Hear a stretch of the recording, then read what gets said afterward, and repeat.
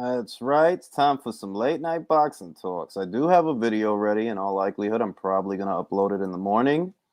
But I wanted to shoot the shit with you guys about yesterday's fight. I'm going to let the list populate and let the people on Twitter know that we are here. We are live at Ring IQ Boxing Talks. Fury's ring walk, absolutely legendary. It's weird because the week before we were just talking about how, I said it, for those of you that follow Ring IQ on Twitter, and here on YouTube. It's weird because the week before I was just saying that if I was gonna have a ring walk, I'd want to come out to ACDC.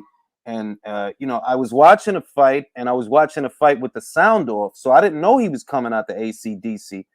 I see it after everything, after the fight is over and all of that, because I was watching a fight with the sound off, and bang, yo, he's coming out to ACDC. I'm like, yo, these coincidences are crazy. Yeah, man. Late night boxing talks. Talking about the late night boxing talks live. I also heard that they're still talking shit about me over there on the other side of boxing Twitter. You'll notice that I don't bring these people up.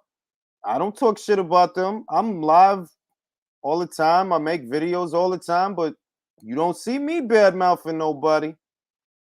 You know what I mean? 'Cause I don't have to do that. Darkness will always retreat from the light. This is I. The wicked will find no rest. And slandering me, it won't work.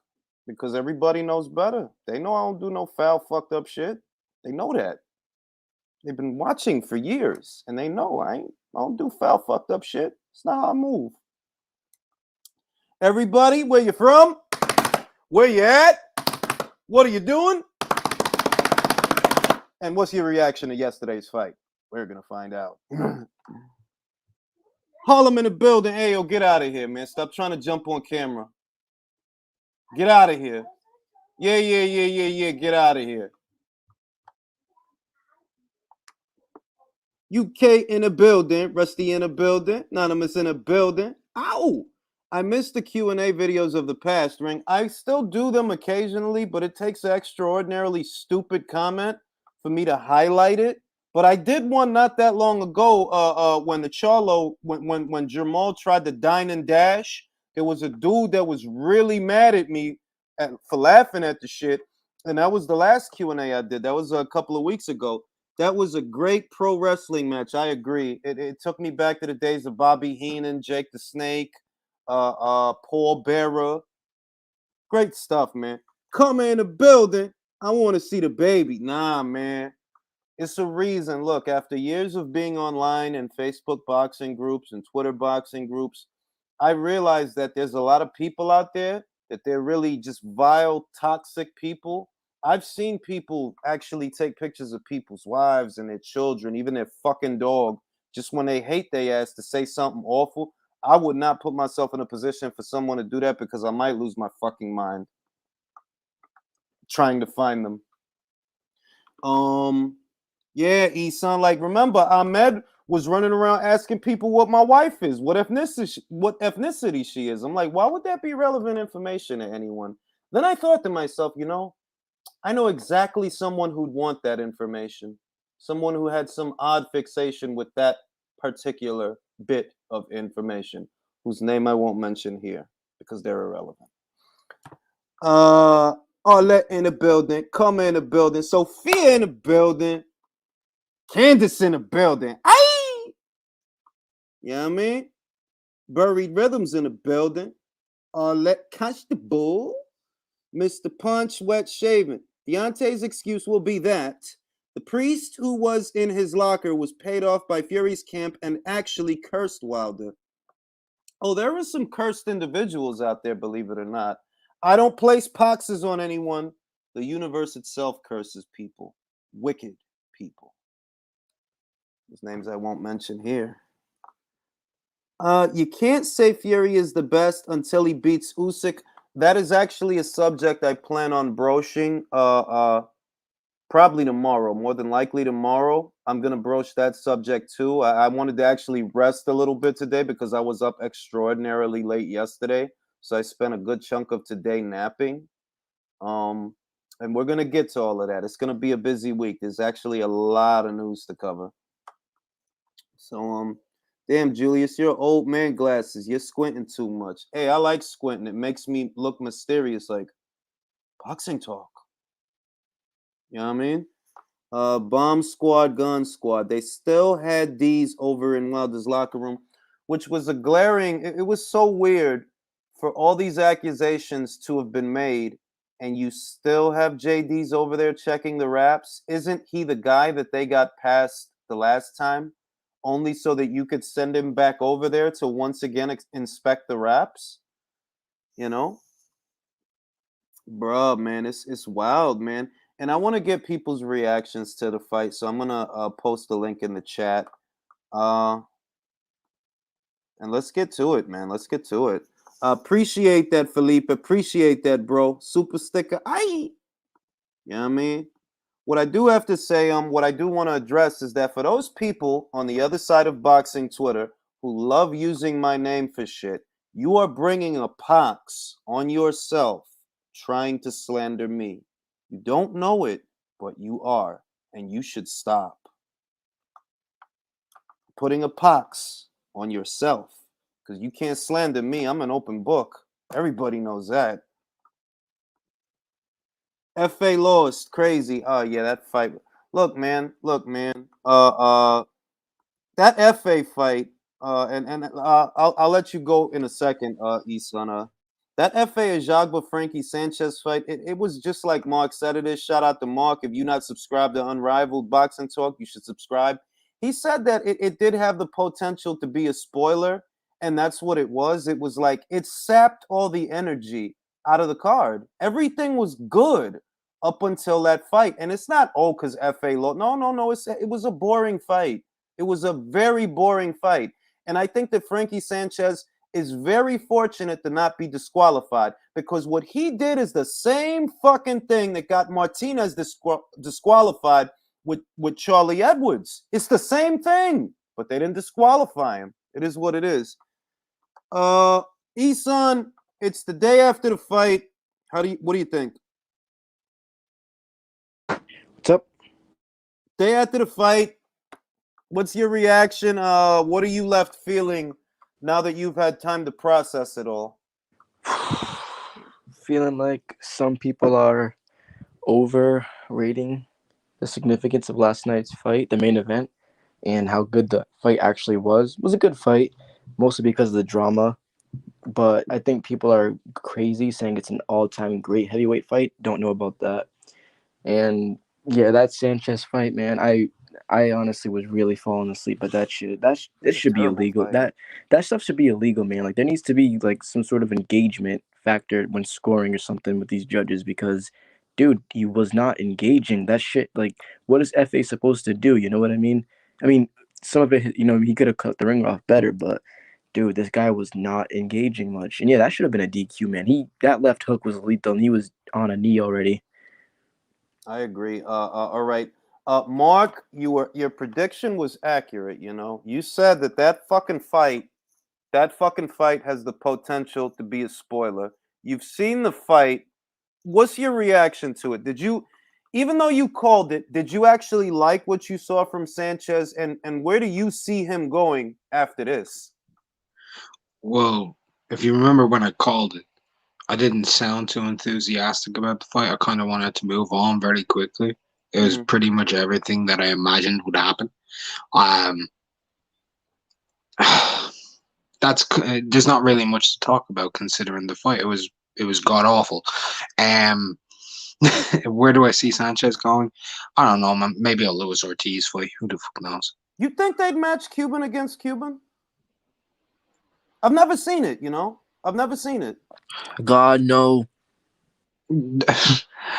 I don't think you'd want to see it. No, I'm just gonna say this. Luis Ortiz is not your according to Hoyle Cuban school fighter. He does exhibit more offense than most.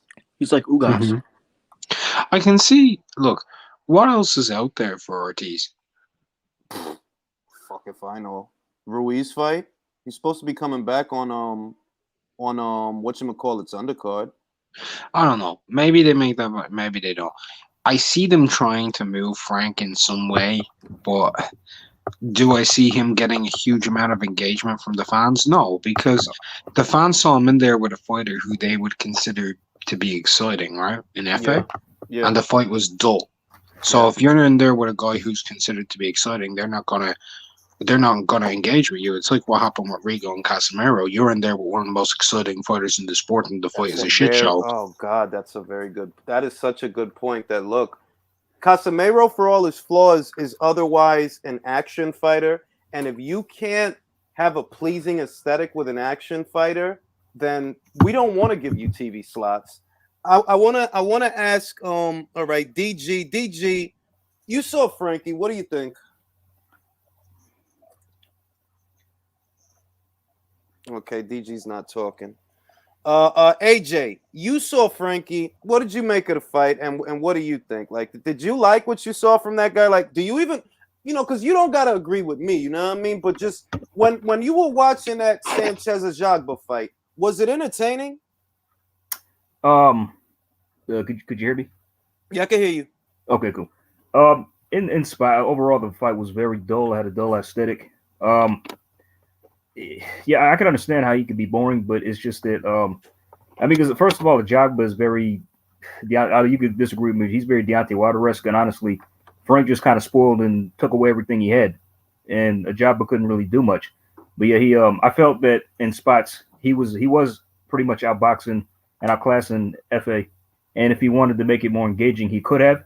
And I think if Jagba pushed the initiative a little more, how technical Sanchez was. He he could have. I mean, because watching the overall fight, it's clearly to me who's the better fighter and boxer. I believe it. Yeah, bro. I feel like Frank was the better boxer, but I say that loosely because you're just staying on the outside. That's all you're doing. You're just staying on the outside. That's it. And I believe if he could have been chosen to engage FA couldn't really do much because it's just that he hit him with a couple good shots. He got him with a right at the end of the fight. And his trainer was screaming at him. It's like, you're not throwing punches. It's like, what are you doing? You know what I mean? You need to get out there and knock this dude out. And he went up there last 2 rounds, did nothing once again. And, and it's just that so overall the fight was boring. I mean, I personally didn't think it was that bad. I mean, because other fights were entertaining on the card. So, I mean, but that fight was particularly boring. But I felt that, for Sanchez to get fans, he's got to shake things up a bit and make it more exciting. Because, like, he was technically better. It's the heavy. See, this is the thing. This is, and I kind of want to go back to Mark with this, but at the same time, I want to ask Battle. Guys need to stop looking at these outside fighters and saying that you're not being technical by staying on the outside. You're not. It's not like you're outside of striking distance. That's the extent of the technical part. Outside of that, what you're doing is just not engaging, which is tantamount to buying yourself time. Battle, you saw the fight. What do you think of Sanchez? Like, do you want to see this guy box again, and against who?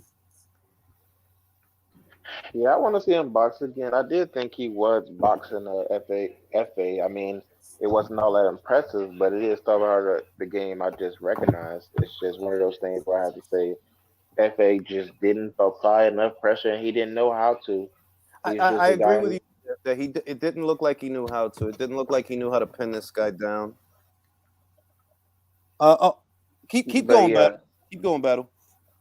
But yeah, like it was just like one of those things. I just look at it like, yeah, like FA, like you got the power, but you just like, I mean, when you have power like that, I think fighters often forget like, yeah, like you have power, but you need to know how to place your power. And I was just saying the thing about it. I know I get your gripe for saying that he doesn't really seem all that technical if he's just staying on the outside. This was his way of boxing to the finish and winning, which works. It's just not as entertaining. So I think he was more technical than F.A. Jagba, but at the same time, like it's always the onus on who lands the first shot because most fighters are going to choose to move in reverse because most fighters can't fight on the front foot as good as they can on the back foot. It's easier to move back and let the fighter come to you. Well, okay. I'm gonna say this much. I see Brian Jacobs reacting. Brian, there's a link there if you want to join the conversation and talk about it.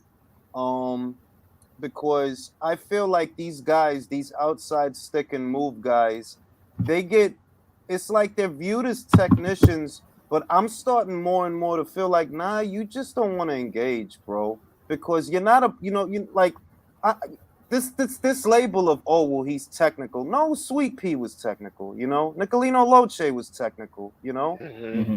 Yeah. Those guys are technical. What you are is afraid to engage, and you're just gonna stay on the outside and survive because that's how it feels. It's a minimalist approach to boxing. Mark, how do you feel about that? I feel like sometimes there can be a fine line between being technical and getting towards negative. Like if you're staying out of range consistently more often than being within range and making engagements, that would be considered negative. But if you're within range and you're making the moments happen yourself, then you'd be considered the ring general and being technical. What's your You know? assessment? All right, just don't bullshit me because I don't want you to just agree with me. I want you to be honest. What do you make of Sanchez as a boxer? I think he has a good array of skills. He's got pace to his shots. He does have that ability to be a spoiler, like I mentioned. He can get very negative. Do I think he's the best boxer in the world, pound for pound, skill for skill? No. In the heavyweight division, I think he's one of the more skilled fighters that are there. But he's just like a nip tuck kind of guy. Not really a whole lot to him. It's kind of the same thing over and over again. It's repetitive, but he has a lot of timing and capabilities. I'll give him But that much. He does have timing, and as far as skill, because this is the label that's often given to these kinds of fighters, that's a skill that he has. He knows when to shoot. He knows when to shoot. He's also accurate, very accurate. The reason I say he's accurate is, and bear with me, when you throw that little amount of punches, but you land that percentage of them, you're accurate. But maybe you're only. But then again, hold on. Let me let New Country get on this. New Country, you saw Sanchez. I just want to get the reactions out the way first. New Country, you saw Sanchez versus Ajagba. Just tell me plainly, do you want to see him box again? New Country wrote in the private chat saying, "Damn, I can't hear shit." Oh shit. Oh, boy. All right, so I'm gonna pass at the battle. Can't unmute because your guest can't unmute your guest because they chose to mute themselves. All right. Battle. Continue with your thoughts. What you were about to say. Just let me know what you think about it. well, he was mentioning that he is very accurate because he threw little punches, but that also could be just F.A. Jagba is just not as skilled playing the bull. That's a good point too. The FA, I heard Beats say this once that FA lacks killer instincts. Do you remember that, Mark? Yes, sir. I do. And maybe that's what that was. That's a fair point when you think about it that way. I agree with that. If I was basing it purely off of just the fight against F.A. Jagba, right? But I'm not. I've watched most of Frank's career. All right, I got it. Let me address this super chat. I got 2 super chats. What up, IQ? Wanted your thoughts on the weight gain. I felt like it really killed his stamina in the end. I said this before the fight. We talked about it here on the channel live also, that Wilder's issue was never power, so packing on muscle was a bit absurd. His issue was never muscle. His issue was never lacking power, so he didn't need to add muscle. And all that's going to do is make him burn out faster because more muscle eats up more oxygen. And it's a haphazard strategy. I don't know whose idea it was, but if he wanted to deal with Fury's weight, what he needed to work on and what he's always needed to work on is his feet, his positioning to get to the side of Fury, pivots and shifts. And I know that that's asking a lot, but you have to consider that they had 19 months in between fights. He had 19 months to get it right. That if Fury tries to lean on you or whatever, when you see him closing in and you want to get out of the way of shots, you want to slip shots, you want to pivot, you want to bob and weave. What you don't want to do is just stand there and let him lay on you. fighting him off or pushing him off. That's not a strategy, dog. That's like I don't like. Once again, You're I don't actually know whose doing what he idea it wants. was. You're exerting Yeah, energy. because if you spend that time trying to fight him off, you're gonna burn out. And look, Wilder already. I've heard Beats say this on many occasions. I've said it here on the channel on many occasions. I don't think Wilder has a good gas tank. Why? Because he looks tired during fights and he doesn't even throw that much. He don't throw that much. He was he's not a prolific puncher. Because he only threw one punch.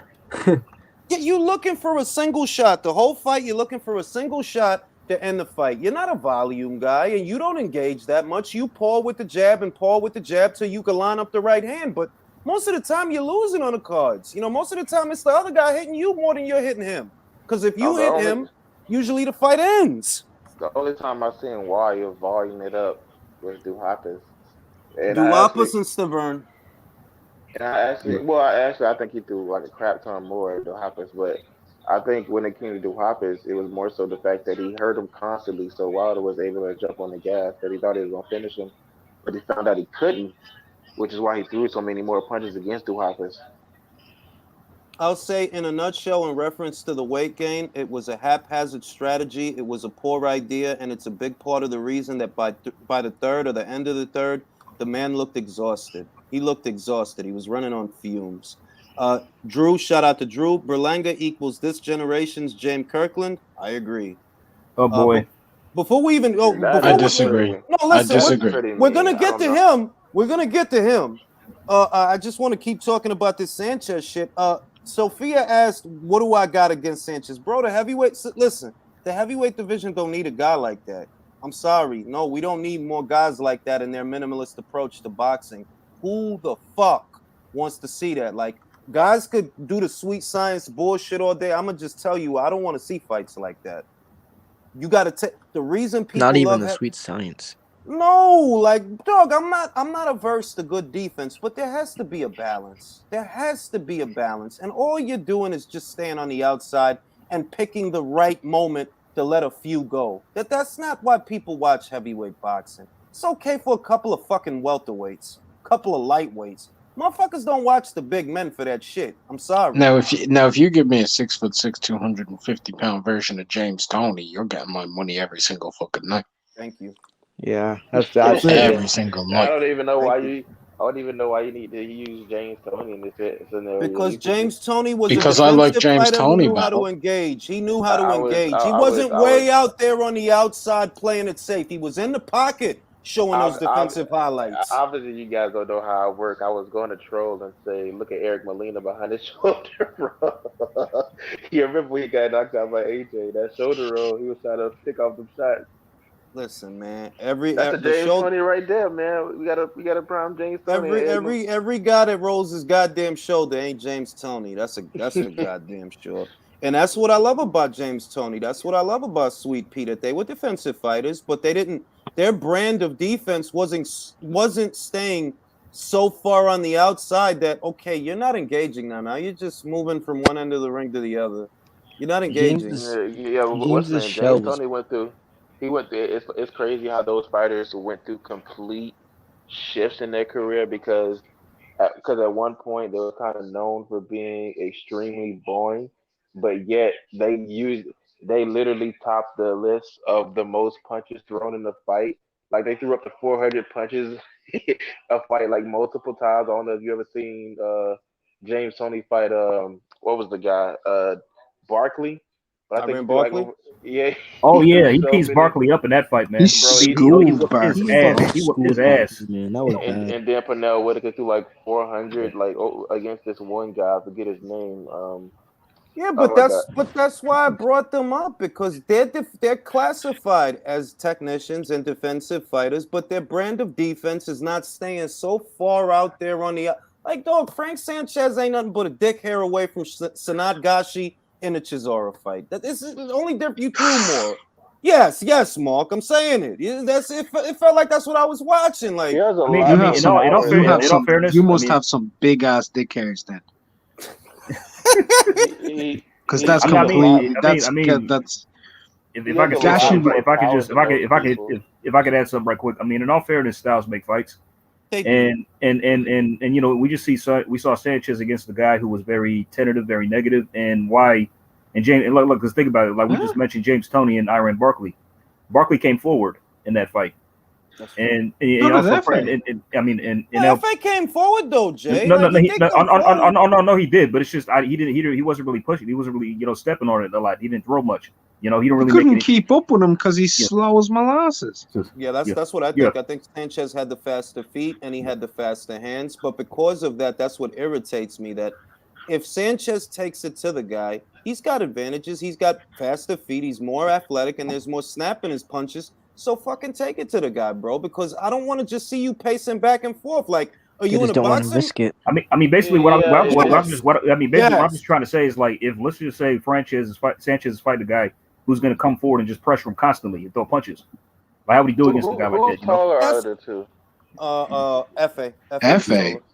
Frankie looked tiny next to FA. Yeah, I mean, that's all I was saying. I mean, how would Sanchez look against the pressure guy who's going to throw nothing but combinations? So, how would he look against a guy like that? They'll have to engage and just, force it and not just always look to survive. Look at Rigo and Donaire. When you had a guy going forward, you got Rigo to scrap with him. But when you got guys that are just walking forward, but they're not cutting off the ring, they're not applying educated pressure, they're just following the guys around, you end up with Sanchez Zajagba. But look at what Nonito was able to do. He kept on Rigo, but he was throwing. And it was a good fight. Here's my thing. I'm going to turn on my fanboy trainer brain real quick. So I think the thing is, I don't think what he was doing was necessarily wrong. He didn't try to be that boxer that just put his hands up and try to hope for the best, hoping that he can just catch him on the rope. That's a really big trap that a lot of fighters get into. The thing is with him, I think you have to realize that defense is an objective. You can't protect everything, especially when you're at a more moving forward. I don't care how good you think your defense is. The more you move forward, the more likely you are to get hit. So usually you have to give something up. My thing is protect your face and try to give up your body, because if they reach down, you can block that and come back on top. So the thing is with FA, for him to be able to get Sanchez on the ropes, he would have to give something up. I think he would have to step in the paint and actually get in there. Him trying to pace back and forth with I'm going to jab here and I'm going to stay mid-range and then come in with the right hand. It's not going to work that way. He's going to clinch you. The ref is going to break it up. You just lost 5 to 10 seconds after he just scored 2 punches. It's not going to work that way. You have to, in a sense, step in and take a punch to get a punch. That's going to have to be. Try not to take too many, but there's an educated way you can fight people and pressure people to a very like the fight to a fight that wasn't a heavyweight. First of all, he started way too late to be aggressive. He should have did that very early. All right. Shout out to D Styles and Hispanics Causing Panic. Appreciate the super chat. I do agree with Battle to an extent that yes, you have to risk something, because what you're doing, you're trying to set up the right hand and it's obvious, and that's not working, So you might have to risk getting touched downstairs, getting a high guard, march forward. Can't ask the guy to do something that he clearly didn't do. He didn't cut off the ring. He was kind of just following the guy. It's just, all right, I'll acknowledge that I'm putting too much of this on Sanchez, but because Sanchez has the advantage in speed and in his hands, in his feet, that's why I put it on him, because you have the tools to take it to the guy and you just don't want to. You have what you need to take it to him. You just don't want to. You're happy being on the outside and landing the odd shot. When this is the heavyweight division, bro, you ain't a couple of middleweights, you ain't a couple of welterweights, couple of junior welterweights. Okay, people don't watch this division for this bullshit. Like, I'm sorry. And this kind of goes to the Rigo thing that, look, with Rigo, it's a lot more glaring that, okay, you're like, bro, like, what the fuck are you doing? He literally ran around the ring. That was a game of tag. Yeah. Mm-hmm. And people legit got mad on Twitter when his back was turned. Bro, like, people legit got mad on they sweet science bullshit. Like, that's like, no, dog, listen, all right? Nobody want to see that. I don't care what you call that, what you classify it. I just know I don't want to see it. All right? Let me just Julius, that way. Julius. I'm sorry your little FA lost. Fuck you. Did you pick him to win? Oh yeah, but that's not why. Like that's literally that's No, not I why. picked him too. I picked him too. I mean, I No, so but did I. So, no, but that's not. Yeah, like I'm not mad about that. If he loses, he loses. I just wanted something better than what I got. Like, bro, Yeah. the Hellenius, I That was was the high on. co-main, for God's sake. That's Oh what I man. mean. That for that bullshit, the fucking Hellenius fight should have been a goddamn co-main. That there was way more action in that Oh, shit. bro. Oh, yeah, man. Way better. The Hellenius fight, that was that was way better than Sanchez and Jabba. The Hellenius category, yeah. I But there agree. needs to be a rule. Cubans, if they're not going to engage, no co-mains. Put them in the beginning of a card. Because Thank you. I Thank was you. No, you literally should, falling asleep, or dude. My just get eyes were Luis heavy Ortiz. as fuck. I was like, dude, there's no way. Bro, when we was live and I'm watching this shit, I'm like, yo, dog, I could feel my spirit leaving my fucking body I was watching looking this at shit. Julius, Like, his eyes were closed too. bro, like what is like you can't do this. You can't put these kind of guys on these kind of cards. Like if you are, yo, put them way up there, way back there somewhere in the prelim. The fucking J-Rock fight, the J-Rock fight was better than this shit. My thing was I wasn't even feeling a bunch of frustration for the fight. Honestly, I think my biggest frustration was, it's a certain point as a boxing fan where you're gonna look at your TV and you be like, I could yell at my TV all day, but these boxers can't hear me, and they're going to keep making the same mistakes over and over again, even though it feels. Don't get me wrong, I'm not a boxer. I'm not saying I can do it way better than they can, but at a certain point, you're just like, dude, I've seen this fight many times before, and there's something you can clearly do to make it better for yourself, but you can't hear me. I'm yelling through my TV screen. You won't pressure him the proper way, so it's kind of like, yeah, this is kind of something I've seen before. I'm frustrated, but I can't I can't pretend that most of these boxers are going to gain the conscious all of a sudden. No, I mean, look, at the end of the day, Battle kind of bringing me around with what he's saying because the onus is just as much on FA as it is on Frank.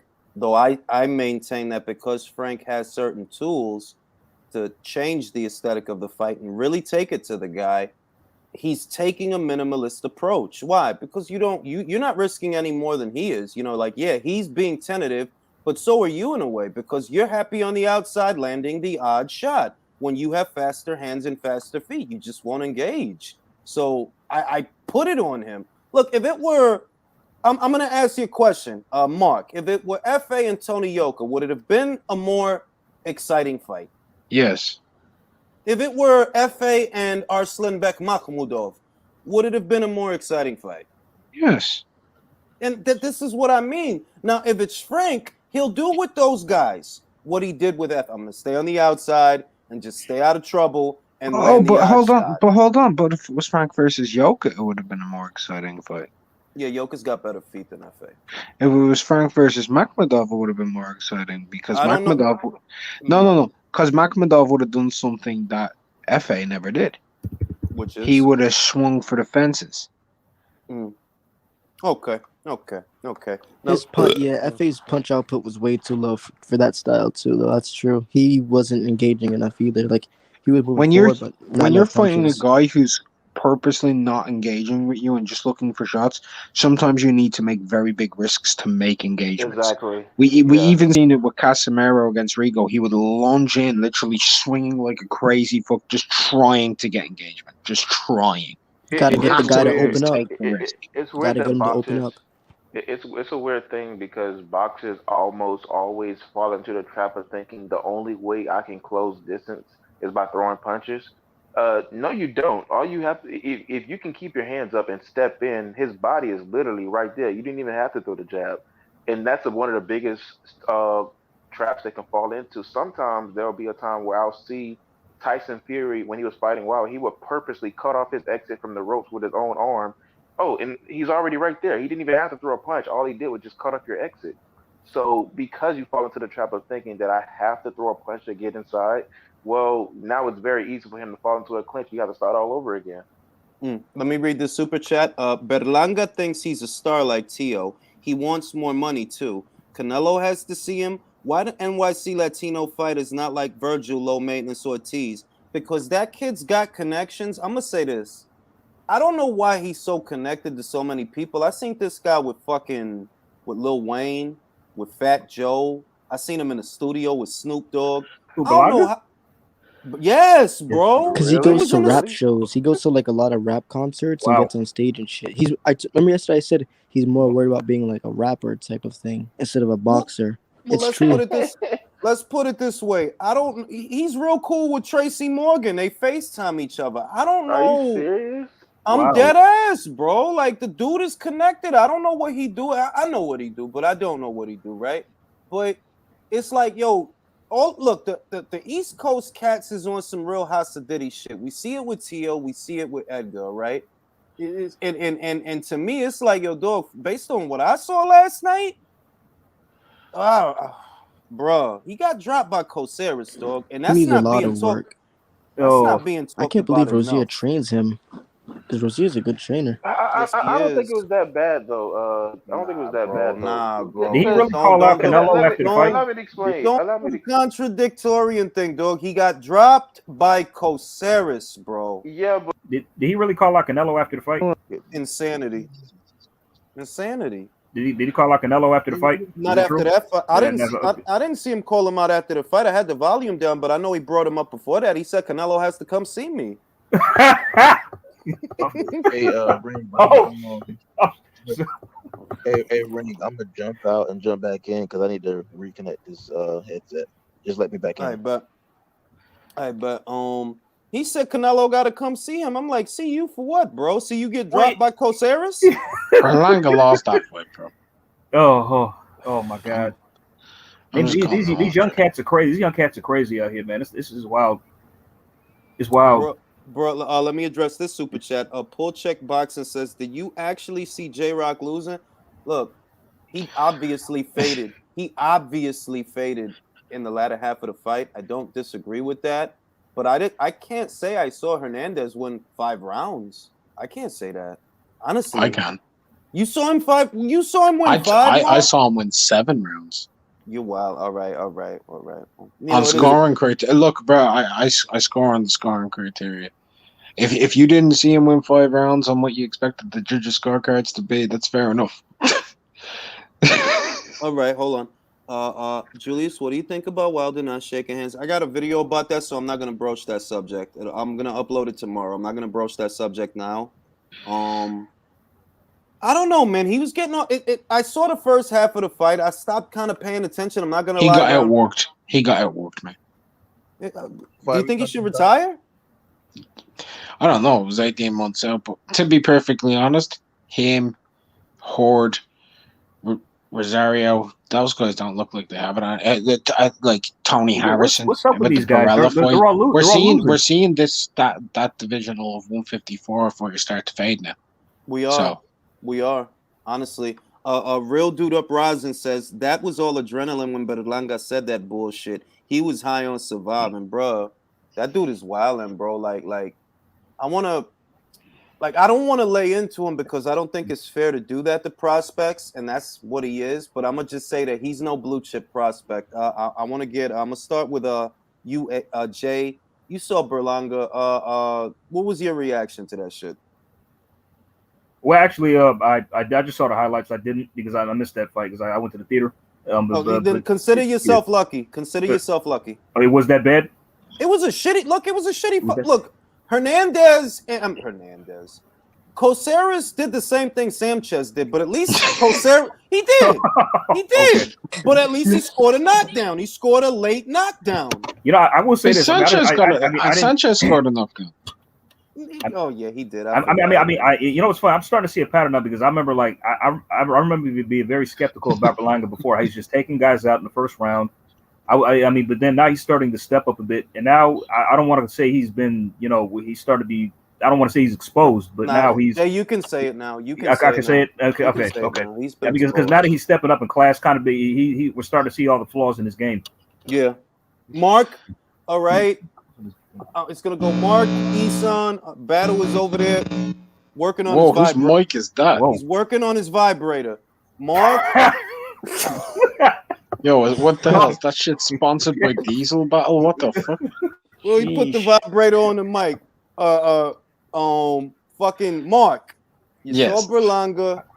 Did he get exposed? All right. Can I answer that with a question?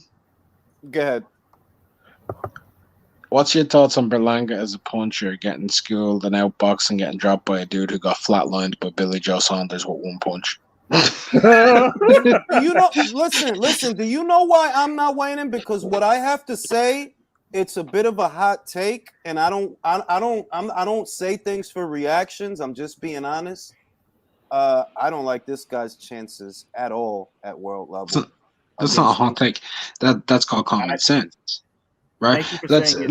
let's hold on. Let's just break this down for a second. This dude was considered one of the biggest punchers in the division. Lands clean on Caceres a few times. Saunders landed clean once on this dude and knocked him the fuck out. Saunders is considered a 168 Paulie Malignaggi. Like, let's call this spade. Well, why do you think I be saying that Billy's better than advertised? I say that, like, yeah, Billy's a lot of things, but he's good. Like, no, he's a good boxer. He's good. Like, he's better than people give him credit for.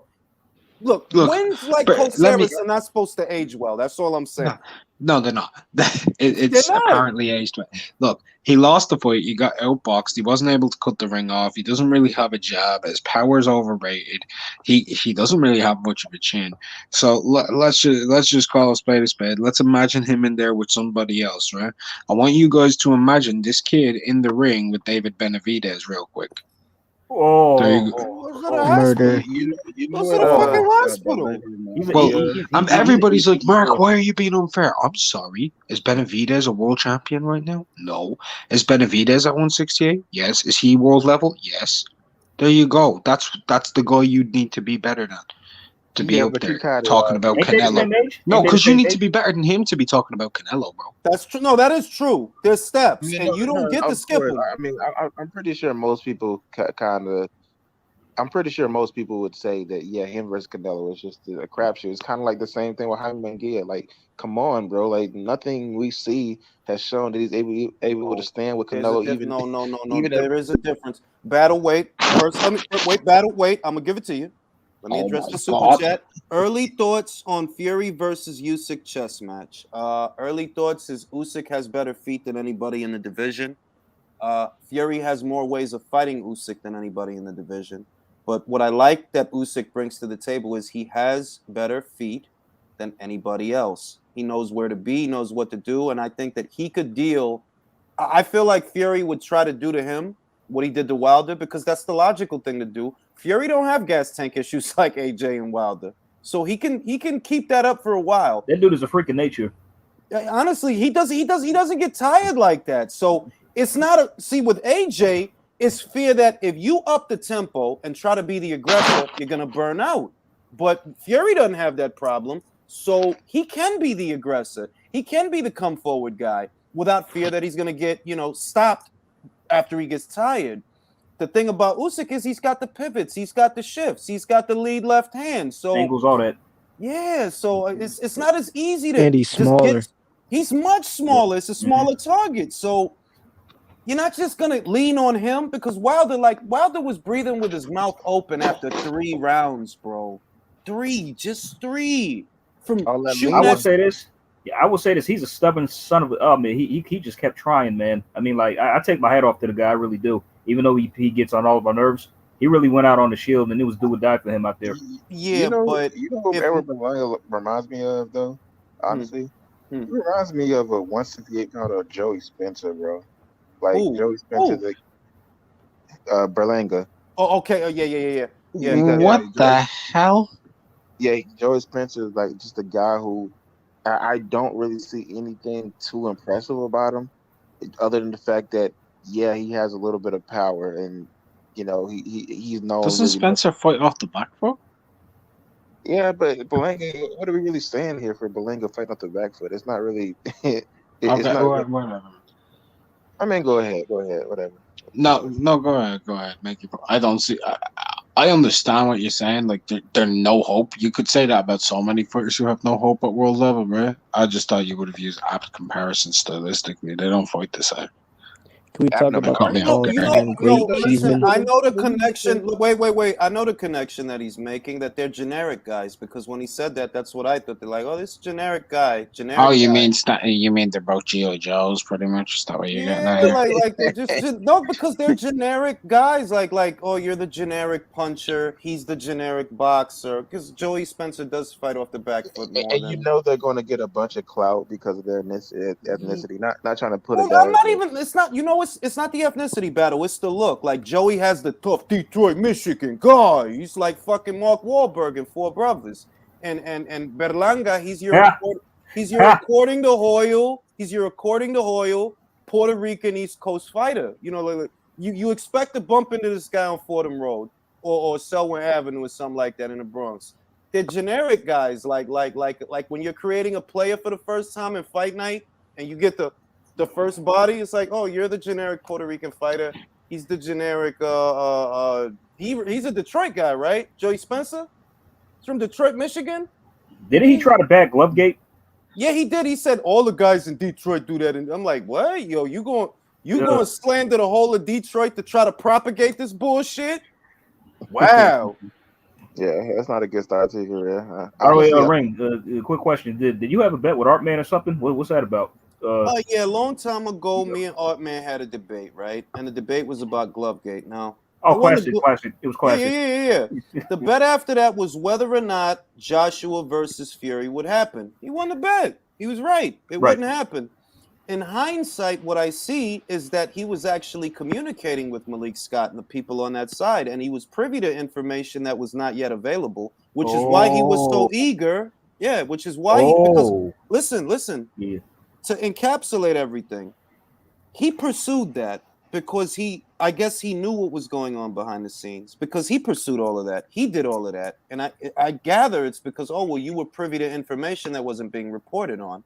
So he won the bet, $160. No, I pay up. I'm not no ass better. I wasn't raised that way. After that, he started doing like a hashtag, Artman was right. Okay, yeah, you were right about the bet, but you were wrong about Glovegate. And all this shit you're saying, you're going to be wrong about. Wilder's going to get his ass kicked, man. And he got his ass kicked. And he put like $1,000. Somebody sent me a screenshot. He put like $1,000 on Wilder to win. And if you on Twitter, he made a bunch of bets with a bunch of people on Twitter. He harassed Rob Tebbett of Boxing Social. He just kept digging that hole and digging that hole.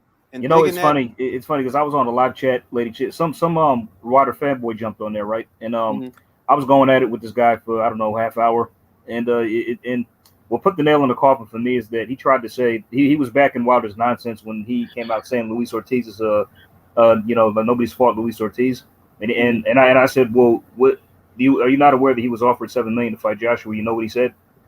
He said that there's no proof of that, and I'm like. I'm like, okay, yeah, this guy, and then like somebody else jumped on there and like made a bet with him. Oh, you do push-ups if Fury wins the fight and vice versa, Wilder loses, stuff like that.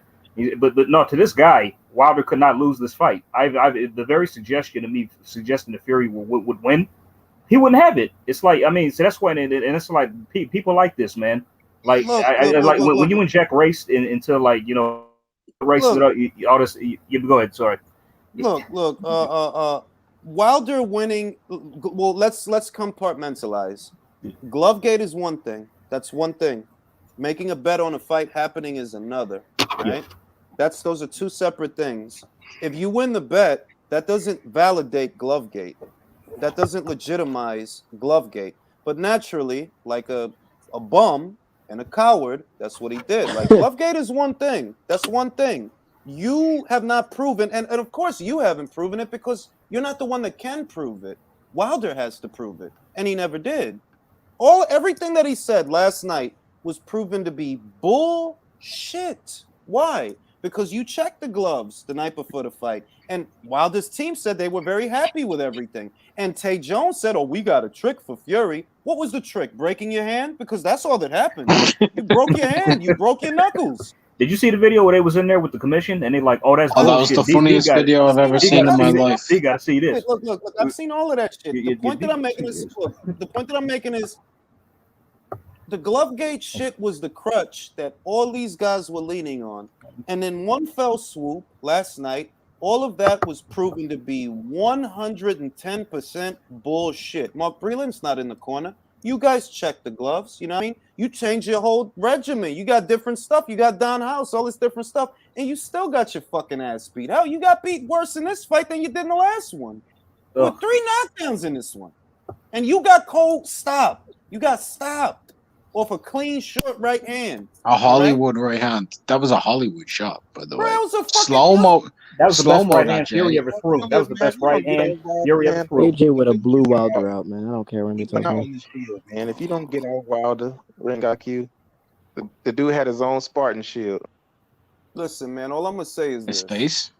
All I'm gonna say is this because I don't wanna give that little piece of shit more air. But what I got from it was, okay, now I see what happened, and now I understand because I was trying to read him like, yo, why do I get the sense that he knows something? He's too confident. His shoulders aren't high up, so he's not tense. Whatever he's saying, he really believes. Because if you look at people, you know, like, well, if you know how to read people, right? Motherfuckers lying, they're tense, and you have to look for tension because they're lying and they know they're lying. And there's going to be tension somewhere. It might be in the shoulders. It might be in the eyebrows, the wrinkles of their forehead. You have to look for tension if they're lying. The kid wasn't lying as far as like believing, because I'm looking at him, believing that Joshua versus Fury wouldn't happen. He was very confident that it wouldn't happen. And now that I've seen things like, oh, well, wait a minute. You actually talked to Malik Scott. Like, you actually in communication with him and all of that. Now, I understand why you pursued the debate, because you were privy to information the rest of us were not privy to. What that makes you is divisive. Because if you knew that, an honest man, righteous one would just say, well, look, I talked to Malik and this is what's going on. You wanted to use that as an opportunity to make yourself seem like, I don't know, wise, when just come out with it. If you know that if you're privy to information that other people don't have, why wouldn't you just come out with it? Why are you being secretive? So that's all that was. But I mean, look at how it turned out. You've lost thousands and thousands of dollars on Wilder. Has he shut down his channel yet or gone into hiding? Anybody know? Nah. I mean, they sent me screenshots. I don't care about these people, but people send me screenshots of what they're doing. And they said that he's going to take a break from Twitter. Yeah, motherfucker, you need a break. You're fucking sucking dick for 3-4 months. Say he needs to focus on his art, his face. To be fair, he's going to take a break from Twitter. Like he said, he's going to pay all these people he owes all this money to in 3 weeks' time, man. Where the fuck's he getting that from? He don't have that. He doesn't have the money. That's what it is. He made a bunch of ass bets, and where I'm from, bro, they're going to send loan sharks. They're going to send loan sharks out there. They ain't going to send loan sharks. Look, I ain't even playing. All that ass betting shit, ass betting. Yo, you'll get murked ass betting. You know, let you be in a dice game or some shit like that, and you can't pay up. Let you be in a dice game. Fuck a friendly wager between friends, because none of those people that you bet that money is your friends. Nobody like you, bro. What notoriety you achieved was from how many people don't fucking like you. And you're desperate enough for attention that you actually thrive on that. You live off that. It's like, that's why I don't want to give them no air, because I'm like, I don't know who raised that boy, but they fucked up. They fucked up. That's all I could say. Because you literally ass betting. Like, even if they won't murk you, just off of general principles for your own self-respect, you made a bunch of bets you couldn't fucking cover. You know what I mean? What kind of man do that? I mean, it's like when I was at the theater last night watching, it's like I struck up a conversation with this couple who were there, and I said, "Oh, well, why you guys seeing the fight? You guys fans of the fight?" Go, "Oh no, we're just seeing it because we got to support Wilder because he's black. We got to support our own." I'm like, then I told them, "Okay, don't be surprised if Fury destroys him like he did last time. They'll say I didn't warn you." Bro, look, this is what I mean. That would be like if I backed Felix Diaz to beat Terrence Crawford just because we're both Dominican. Grow up, because the world just don't work that way. No, grow up. No, he ain't about to win because Speaking of which, Jason Quigley's about to knock out Demetrius Andrade. I agree. I like his chances. 100%. He's Irish, bro. It's gonna happen. Yes, it has to. Yeah, I like his chances. I really do. I mean, you know, he pieced up Shane Jr. last time, so why not? He has to, just because of Orleans. He barely got through that fucking fight. He's getting fucking wrecked. Yeah, I mean, but this is what I mean, and it's like, look, I'm gonna say it again.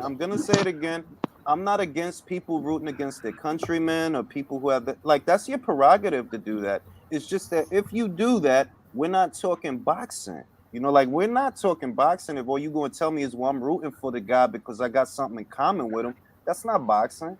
If I'm telling you that so and so got a better jab or he does this better or that better, that's boxing. If you telling me, oh, well, I'm backing my man that's from my block, then all you telling me about is your block. I don't give a fuck about your block. I don't give a fuck about your city. Like, what am I supposed to do with that? If you do that, you did that. It's inevitable that you're gonna lose. Yeah, like shit. Fuck. I'm gonna be honest though. I don't care if Nate Campbell come out of retirement. I'm backing him, man, because he from my area. That's cool.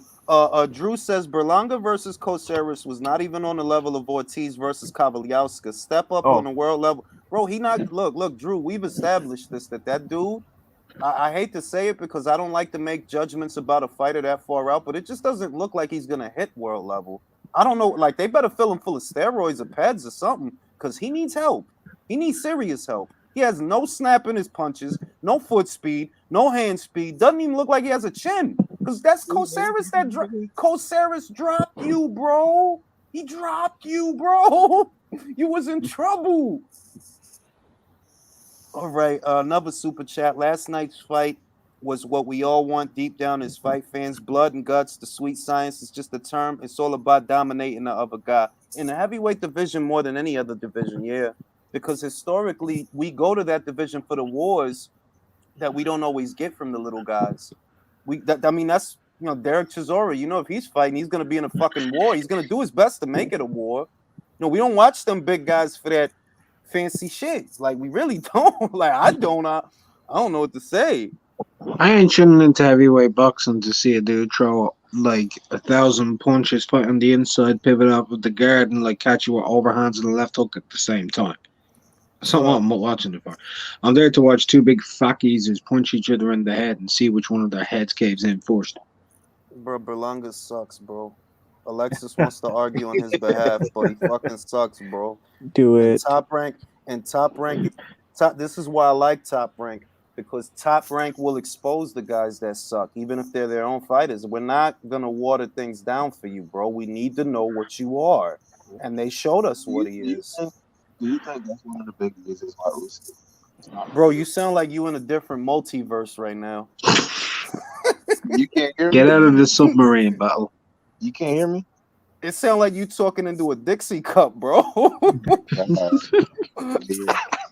It sounds like he doing the thing, that shit they make you do in class, where they put a shoelace between two Dixie cups to see if the sound would travel. Can you hear me better now? Hello? You better. Okay, bro, shut up, Mark. All right, so do you think that's one of the reasons why Usyk is not really promoted as heavily, because he's not really a big heavyweight? Like he's not really a small one either. But it's a language barrier, bro. That's a big part of it, is marketing. I want to go to Alexis. Alexis, you have a bone to pick. Let's hear the bone. Well, the thing with Berlanga, I think you're a little exaggerated as far as him not having hand speed or foot speed. He has all that. What he doesn't have is a head on his shoulders screwed on right. And Andre Rozier he's plateaued with Andre Rozier. The guy, what Berlanga needs, in my opinion, is to get out of Brooklyn. Get out of his surroundings where everybody's supporting and making him a superstar that hasn't really quite achieved his stated goals of being legend. He's not that. He's not. All right, Alexis, you do realize that he gets out of Brooklyn on a regular basis to go to Miami. He don't be in Brooklyn. You think he be on Nostrand Ave all day? And Miami. I'm talking about get somewhere and get in the trenches where either a Big Bear or good with Buddy McGirt and locked in the gym, or RGBA with dudes that do it for real. Okay, pero tú entiendes. Espera, wait, Sancho. Let me champ this shit. You understand that Andre Rozier is a great trainer, so you with a great trainer. I disagree. Hey, he got Danny Jacobs to a title, bro. You can't shit on Jacobs. Yeah, thank you. Thank you. A lot of shit happened before Danny plateaued. Sancho, go ahead. Alexis, let's just be real, bro. Berlanga don't eat, sleep boxing like a Virgil Ortiz, or This is what I'm saying. So how's that Rozier's fault? I'm saying that's what I'm saying. We agree. How's that Rozier's fault, though? Say that again. How is that Rozier's fault? That's a valid question, bro. It's Berlanga's fault. I'm saying So if it's already his fault, what no. makes you think he has that drive to want to fight 3-4 times a year? He's already talking like he's a star. Yes, I agree. He ain't got no business calling out Canelo Alvarez. I'm just saying that. Even the Canelo He didn't shit. call out Canelo Espera. He didn't call out Canelo Espera. It's not about que le tienen que cambiarle el ambiente. Es que ya toda la cosa que tú estás diciendo, it's all on him, and it's gonna be on him, even if he's somewhere else. He'll go somewhere else and do the same thing. My brother, but you're not getting it. I heard your statement. You said that he doesn't have this, and he doesn't have, and some of the things that you alluded to were physical attributes. No, he does not have speed. He doesn't have speed. He has hand speed. He doesn't have hand speed. No, he doesn't. Because Alexis, you can rely. He could come out here to L.A., Big Bear, and he'll still get caught up in the Hollywood scene and being on the scene out here. Same thing as Miami. Wherever you go, there you are. Bring him to Texas, man. so bring him to Texas. Maybe this is the wake up call he needed. Okay. I'm gonna pass it to LT. Let me let LT get in on it. ¿Tú lo viste? What did you think, man? What did you think? And does he have a future? Nah, man. I think he's at most he becomes a gatekeeper. Carnal. I don't think he doesn't look promising at all, bro. He looks hella basic, man. I mean, by this age, he's supposed to be standing out already, but he's not, bro. That's what I mean. Sad to say, man. I mean, I don't know if like you guys were saying, if it was su environment. I don't know if he just doesn't have that drive. Para mí no el ambiente. I saw the last two fights. You know, I've been paying attention to him before that. Pero tú tienes un tipo that he normally goes in there, he gets first round knockouts. Está bien con muerto, está bien con los muertos. Sí. That's cool. Pero la gente que pueden boxear, at some point you're gonna have to box one of them. Coceres is not even a B-level gatekeeper. He's a C-level gatekeeper, bro. Yeah. Billy Joe Saunders is not a puncher. He wasn't a puncher at 160. And he knocked him out. And he fucking knocked him out. So if you see, tú eres este gorila que da tan duro, ¿no es verdad? Pero tú le diste ese tipo y él lo aguantó. So it's like, bro, like, nah, like, it's not, it's just that, like, yo, you may not have it. You probably don't have it. Like, he just doesn't have it. I don't think he has it. Yeah, I don't. Yeah, it's probably that. He doesn't have it. And if it's his trainer, bro, he needs a new trainer 3 months ago. Last year ago, like he needs a trainer now, not on the 9/11, bro, because he needs to do something, bro. If he's planning to stay this on the long run. Te voy a dar un ejemplo, Alexi. El muchacho Munguía tiene su defecto con su técnica, tiene su defecto. Sí. He has the X factor, que aunque él tiene su defecto in his technique, don't give him a chance because he'll take it. Don't give him a chance because he'll take it. Y yo me imagino que el Munguía would do better con el Coceres que Berlanga. Y el Munguía, he's the same age group. You know what I mean? They both got decent trainers. Munguía has Eric Morales. Berlanga has fucking Andre Rozier. Andre Rozier trained the champion, bro. So no. Yep. It's not the trainer, bro. It's the fighter. It definitely is, man. And unlike Berlanga, Munguia, actually, I do think he has power. His power is legit. You're saying he's not. No. Yeah, because I think Berlanga's power is hype, bro. That's all hype. Like having him knocking out 18 bums. Like I mean, you know what I mean? Look, yeah, man. I think Munguia has something that Berlanga doesn't have. I'm a little bit on the fence with the power, but the chin, I'm not on the fence about. Munguia aguanta puño más mejor que Berlanga.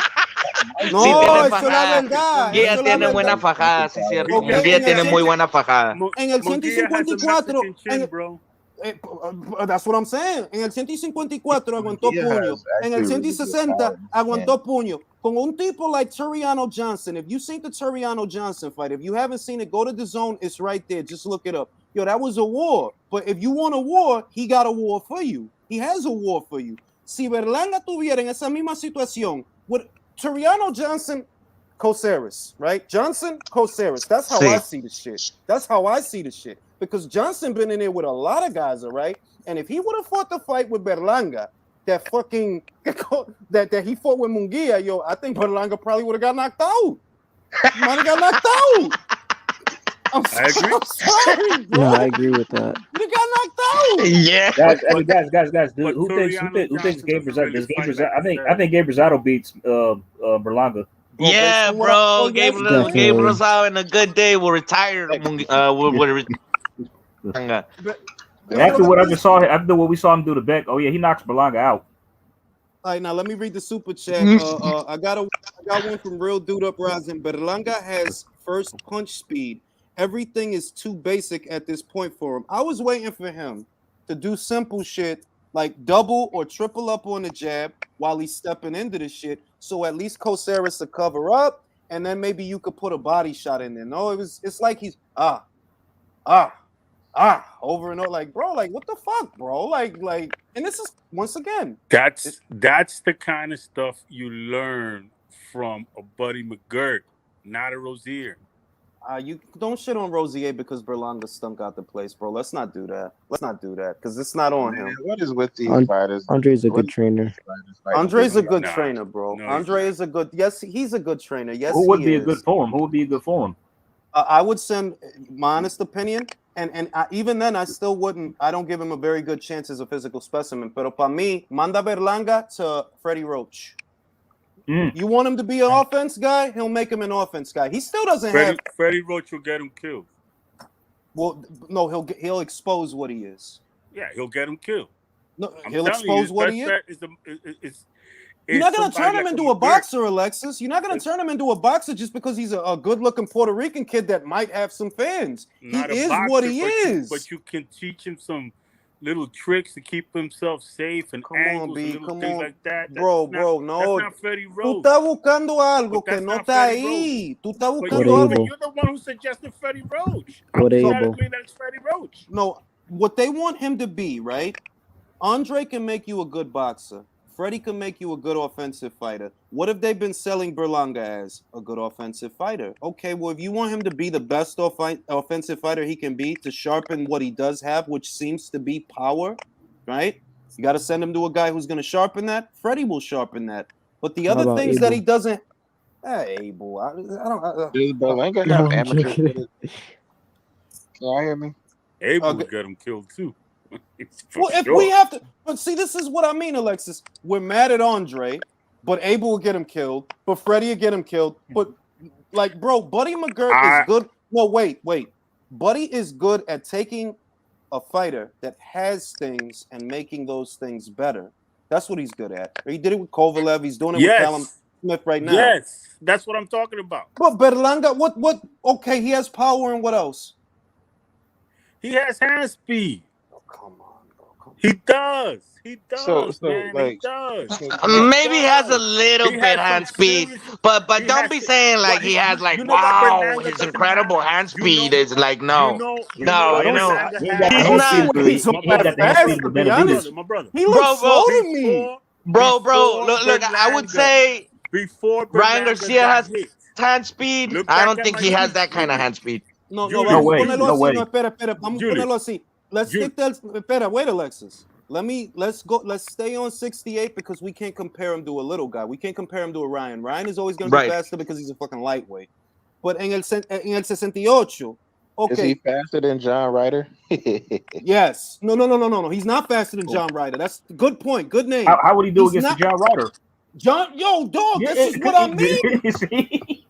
An inspired John Ryder will knock him out.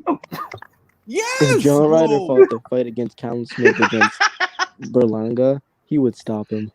Dog, go back to the zone. John Ryder. I'm dead ass, bro. Espera, no te rías. Ese tipo le dio una salsa a un europeo allá. Callum Smith. Not just Callum. He fought a few weeks ago on the undercard of Hergovic / shit, and he was beating the fucking shit out of that dude, bro. Lo que yo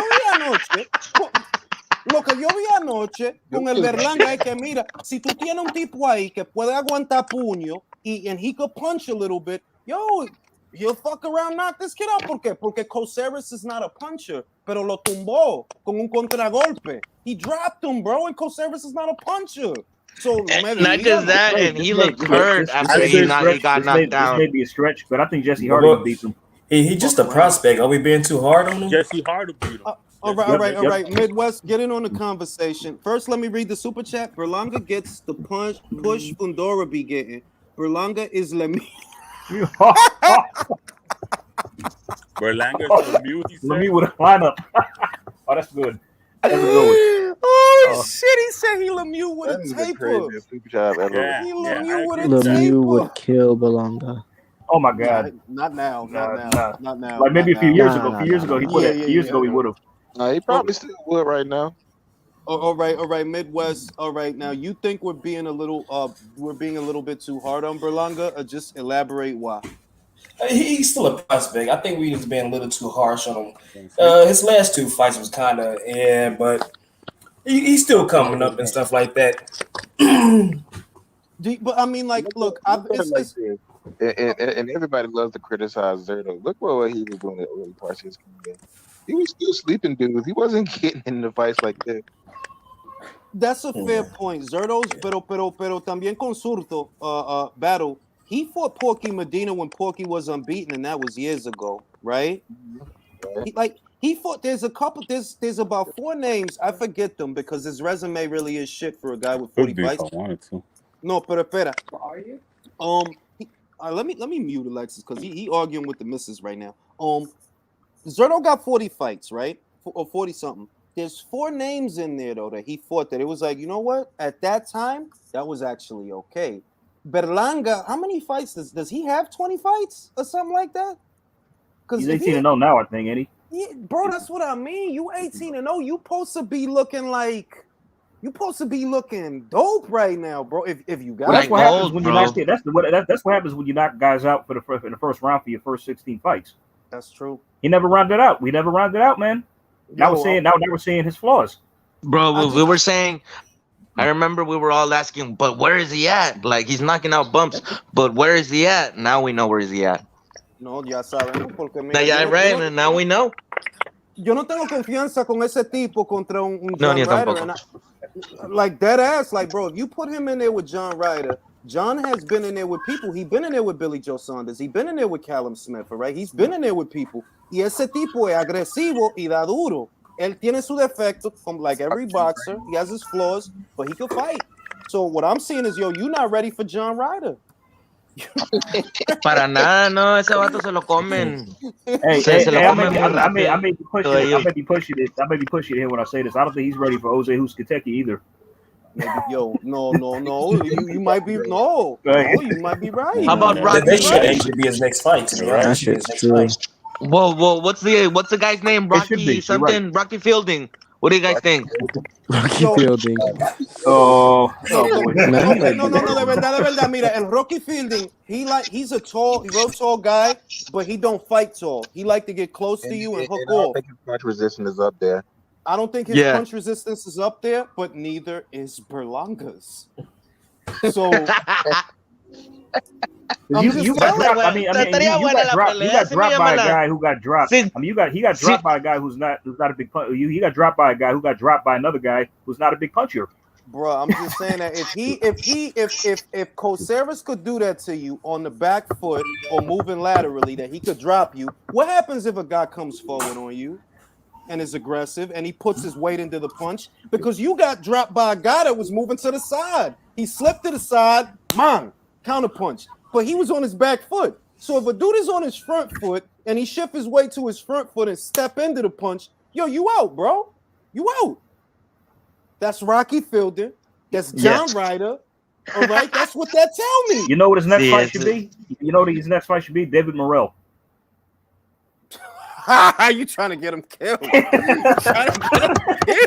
David Morrell está muy bueno para él todavía. Man, y ese tipo tiene 5 David peleas. Morrell. Oh, David Morrell, yeah. He got like 5 fights, don't he? That's all he got. David Morrell has 6 fights, I think. 6 fights. Tiene 6 peleas. 6 debutes. Para mí, la pelea más sensible para Edgar Berlanga es a Casares. Okay? Mario Cázares. Mario Cázares. That makes sense. México, Puerto Rico, ahí está. Contra ahí México, ¿verdad? Esa es la carta. No, esa es la carta. That's the card, bro. Make it happen, bro. Make it happen, bro. Make it happen. Because Steve, now you want to get him killed? You want to get Berlanga killed, Alexis? Because Steven Nelson will put him out. I like Steven Nelson. He been out for a while because he had like a foot surgery or some shit. That's what happened. Berlanga versus Jake Paul, bro. Make the fight. Make the fight. Yo tenía paciencia con el muchacho. I was watching him like, yeah, he's getting a lot of first round knockouts, but I don't really know what he is because I don't know who these people are, right? So I'm just watching him like, yo, at some point he's gonna need to get some rounds in the bank, and if you keep getting these knockouts, it's not beneficial to your skill set. It's good for selling your marketability, your ability to sell tickets, but to round out as a fighter, no, you need rounds in the bank. Jesus, you do. Jesus, ring. Yeah, Berlanga versus Yildirim. The guy that went 8 rounds. Berlanga versus Yildirim. That's a good fight. Yeah, I think Yildirim's a little bit too much for him right now, to be honest. I think. Alexi, I wanted him to be it too. Like, really, look, and I get it. You gotta tell me, Jules. I'm telling you, bro. I want him to be successful too. I want him to shake up the division, but I don't see it, bro. I don't see it. Like, nah. Yeah, man. I'm not gonna lie. I wanted to see that kid going, go grab a belt and face Canelo. But how I'm seeing things, I don't think he's ever gonna go like that direction. Casare will give him a run for his money. Fuck around. Yeah. No. But matter of fact, ponlo ahí con Chávez Jr. Ya, ponlo con Chávez Jr.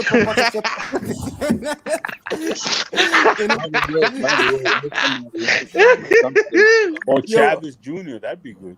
That's a good fight. Yeah. Right, Willie, let me read the super chat. Willie Lynch says, in all fairness, Berlanga thinks he could fight Canelo. But yeah, we know Willie, but he's not, bro. He shouldn't even carry. He shouldn't carry Canelo's spit bucket. Like, nah, bro. You not for Canelo, bro. Hand says, give him Darnell Boone. Listen, Darnell, I think is retired, right? But I'll tell you right now. If you put that kid in the ring with Darnell Boone, Darnell will knock him out. Smooth out. Facts. He could fucking punch. Smooth out. It's a fucking reason that Kovalev footage disappeared off the face of the earth. It's he knocked him down like 4 times, right? Andre Ward was on Queer Street when he dropped that guy. Go ahead and put that kid in there with Darnell Boone. It'll kill him. I really can't. I've never been able to find that Kovalev footage, bro. Nobody can. Just Berlanga versus Willie Monroe. Did he take Adonis Stevenson? Oh, he knocked down Adonis Stevenson out, did he? Darnell Boone? I don't know. I don't know. Yeah. I don't know. He knocked him. I think he knocked him down. He took his own. He knocked him out. He took his own, right? He beat him. He knocked him out. Darnell was a bad dude, man. Berlanga don't need to be. He don't need to be around no guy like that. I can't believe that Kovalev footage is gone. I really want to see that shit. Bro, they got that shit locked up. I've been trying to find that like crazy. Listen, it's with the Wilder and Snowden fight. There you go. That's what I was about to say. That's what I was about to say. That they got that shit locked up in the same safe right next to the Sconeers footage at Fantasy Springs. Right there. They right next to each other. I wonder what scrub team they use. I mean, I like the. I mean, look. In all fairness, we could be speaking off of one fight. Maybe the next fight he goes in there and looks better. I'm just saying that from the last fight to this fight, he actually looked worse. He looked okay in the last fight because he had to try to catch the dude, but he dropped him 4 times. So even though you didn't get the knockout, that's still good. That's rounds in the bank. That's still good. But with this was just bad. Like, bro, it was just bad. Like, nah, you look wow out here, B. Like, wow. You had like if he wasn't in the gym, man. Maybe estaba en Miami. Sí, ándale. Con las mujeres. So that takes care of that. Right now, I want you guys to touch on your thoughts on Wilder versus Fury. I do want to start with Alexis. Alexis, I saw you had a lot to say about it on Twitter. What's your reaction to the fight? Did you like it? Well, first of all, that's the bone I had to pick with you. All right. Not the what's his name? Berlanga. That's side on the part. Mm-hmm. My point about the way you received Fury and Wilder, not just you.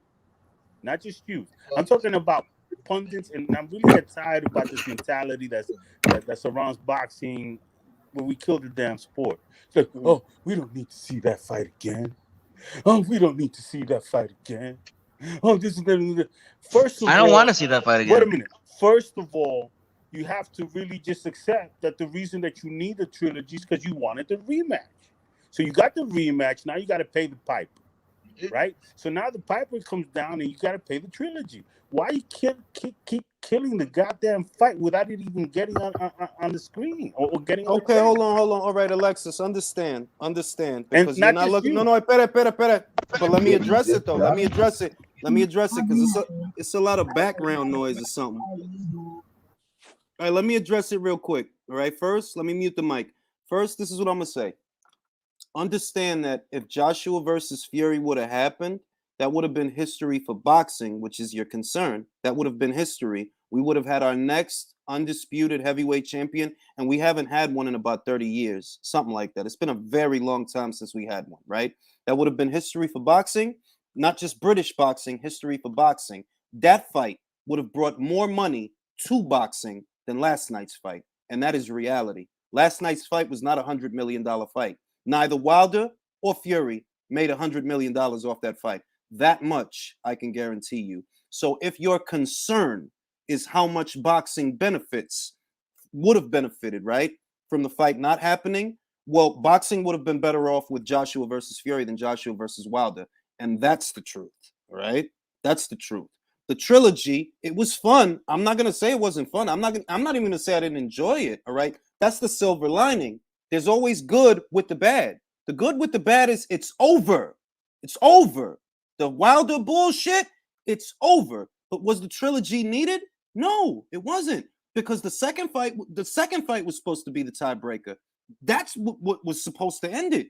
And it didn't. It turned into 3 fucking fights. All right? What happened in the third fight is what we already saw in the second fight. The only difference is Mark Breland wasn't there. But we all knew this man got his ass beat. We all knew that already. Now, I'm going to let you chime in. I'm going to let you go, Alexis. Go ahead. Okay, so let's get back to what you just finished saying. Was the trilogy needed? Yes, because it was the only way of getting the rematch. That's it. Wilder was not going to give Fury another fight without having a guarantee that there was a third fight. So it was needed. And people, that's the part that I'm not sure why people are just glossing over like it's not. No, it was needed. It was needed to get the rematch. So if you are okay with the rematch, then you're okay with the trilogy. That's I think that's nitpicking because this is what I'm going to say, right? It's not nitpicking. No, it is because that's hold on. Coño, pero me va a dejar hablar. Okay. Ellos no tenían que esperar para hacer esa pelea.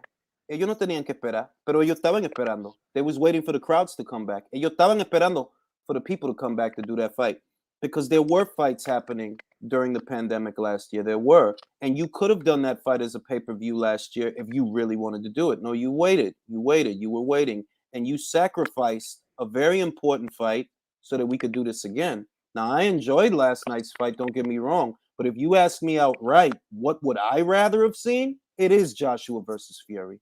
It is. Me too. Period. All right? So if I have to say that, I would rather have not seen another Wilder versus Fury fight for the undisputed heavyweight championship, 100%. 100%. Because I never thought much of Wilder as a boxer. I'm sorry to say that for people that are feeling very, whatever they're feeling right now. You're not wrong. I'm not emotional. I never thought of him as much of a boxer. I thought all his glove bullshit was fucking stupid. The most that I get out of it now is I get to make a lot of money making videos about how stupid it was. That's the silver lining, that I'm going to get to do more of that now because it was a dead subject to me. Now I get to slice and dice it and do videos about that. But I didn't need to do that. I would have much rather have been seeing the undisputed heavyweight championship of the world with two Brits. I don't give a shit. It's still a good fight. I don't give a shit. Wilder can't box, all right? And everybody's saying, oh, Fury's this, Fury's that. No, Fury fought a guy who can't box. Put him in there with a guy who can box. Now, he did that with Klitschko, and I can't say that the fight was fun to watch. In other words, I'm not trying to take anything away from Fury. I'm just saying I want to see him with other people. I already saw you with Wilder. I saw it 2 times already. And that's going to be his biggest calling card to his career because you can't get Fury out of bed. Bro, I don't need it. I don't need it to see it, man. I mean, in my opinion, Wilder lost 3 times to Fury. No verdad. Right, in my opinion, I mean, if I saw him lose 2 times, why do I want to see the 3rd time?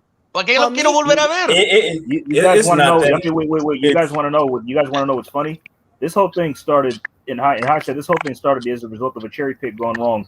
Yeah. They just wanted more money with the AJ fight. They tried to use Fury to get it, but look, after the first Fury fight in 2018, I already felt, Fury won that fight and they stole it from him.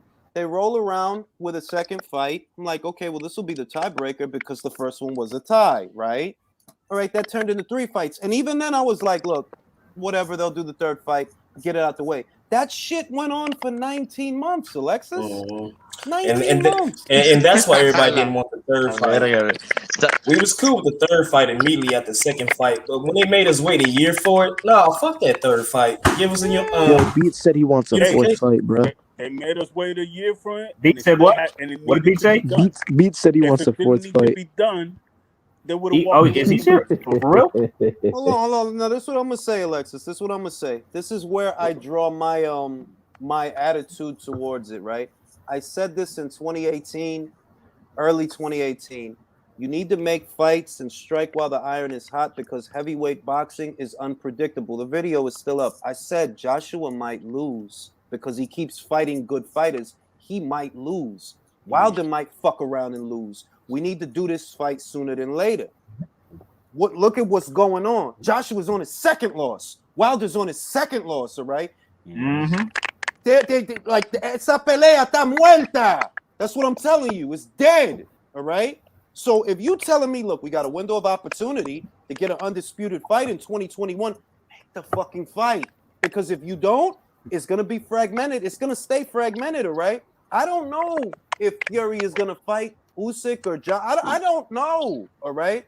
But there was a genuine opportunity there. You have investors. They're willing to put up a fuck ton of cash. Make the fight. No, aquí viene este fucking tipo con su mierda otra vez. Well, the fucking glove, la vaina, la miel. No. Actually, you know what? You just hit a really good point. The WBC just gave Fury or Top Rank, whatever, 30 days to be able to come to get a deal with Usyk to make that happen, right? But Usyk is tied to Joshua. Now, the reason why the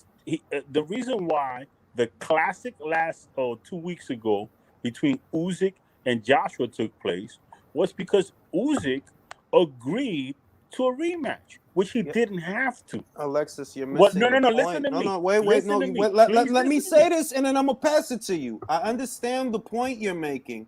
Is Usyk versus Joshua gonna take 19 months of my life to see? No, we don't know. No, but it won't. But we don't. No, man. I think the fight they already said it was gonna be like on February or some shit. Exactamente. Joshua, a Fury Wilder was supposed to take place 5 months later. But it took 19 months, Alexis. Whose fault? It's their fault because they could have did it behind closed doors. Huh? Yes, they could have did it behind closed doors. The reason they could have. They could, and they chose not to. They chose not to. That's the wanted the point crowd I'm to come back. making. They wanted the crowds to come back before they did it. They didn't want to do it behind closed doors, but they could have. And you wasted. Look, you have a world title that is trapped. It's literally frozen for 19 months. No one can fight for it except these two guys. That's not right, Alexis. All right. But be that as it may, right? Be that as it may, Usyk, right? If he didn't agree to the rematch, Joshua would have dropped which he also had a choice to do, drop the WBO, right? And Joshua would have been free.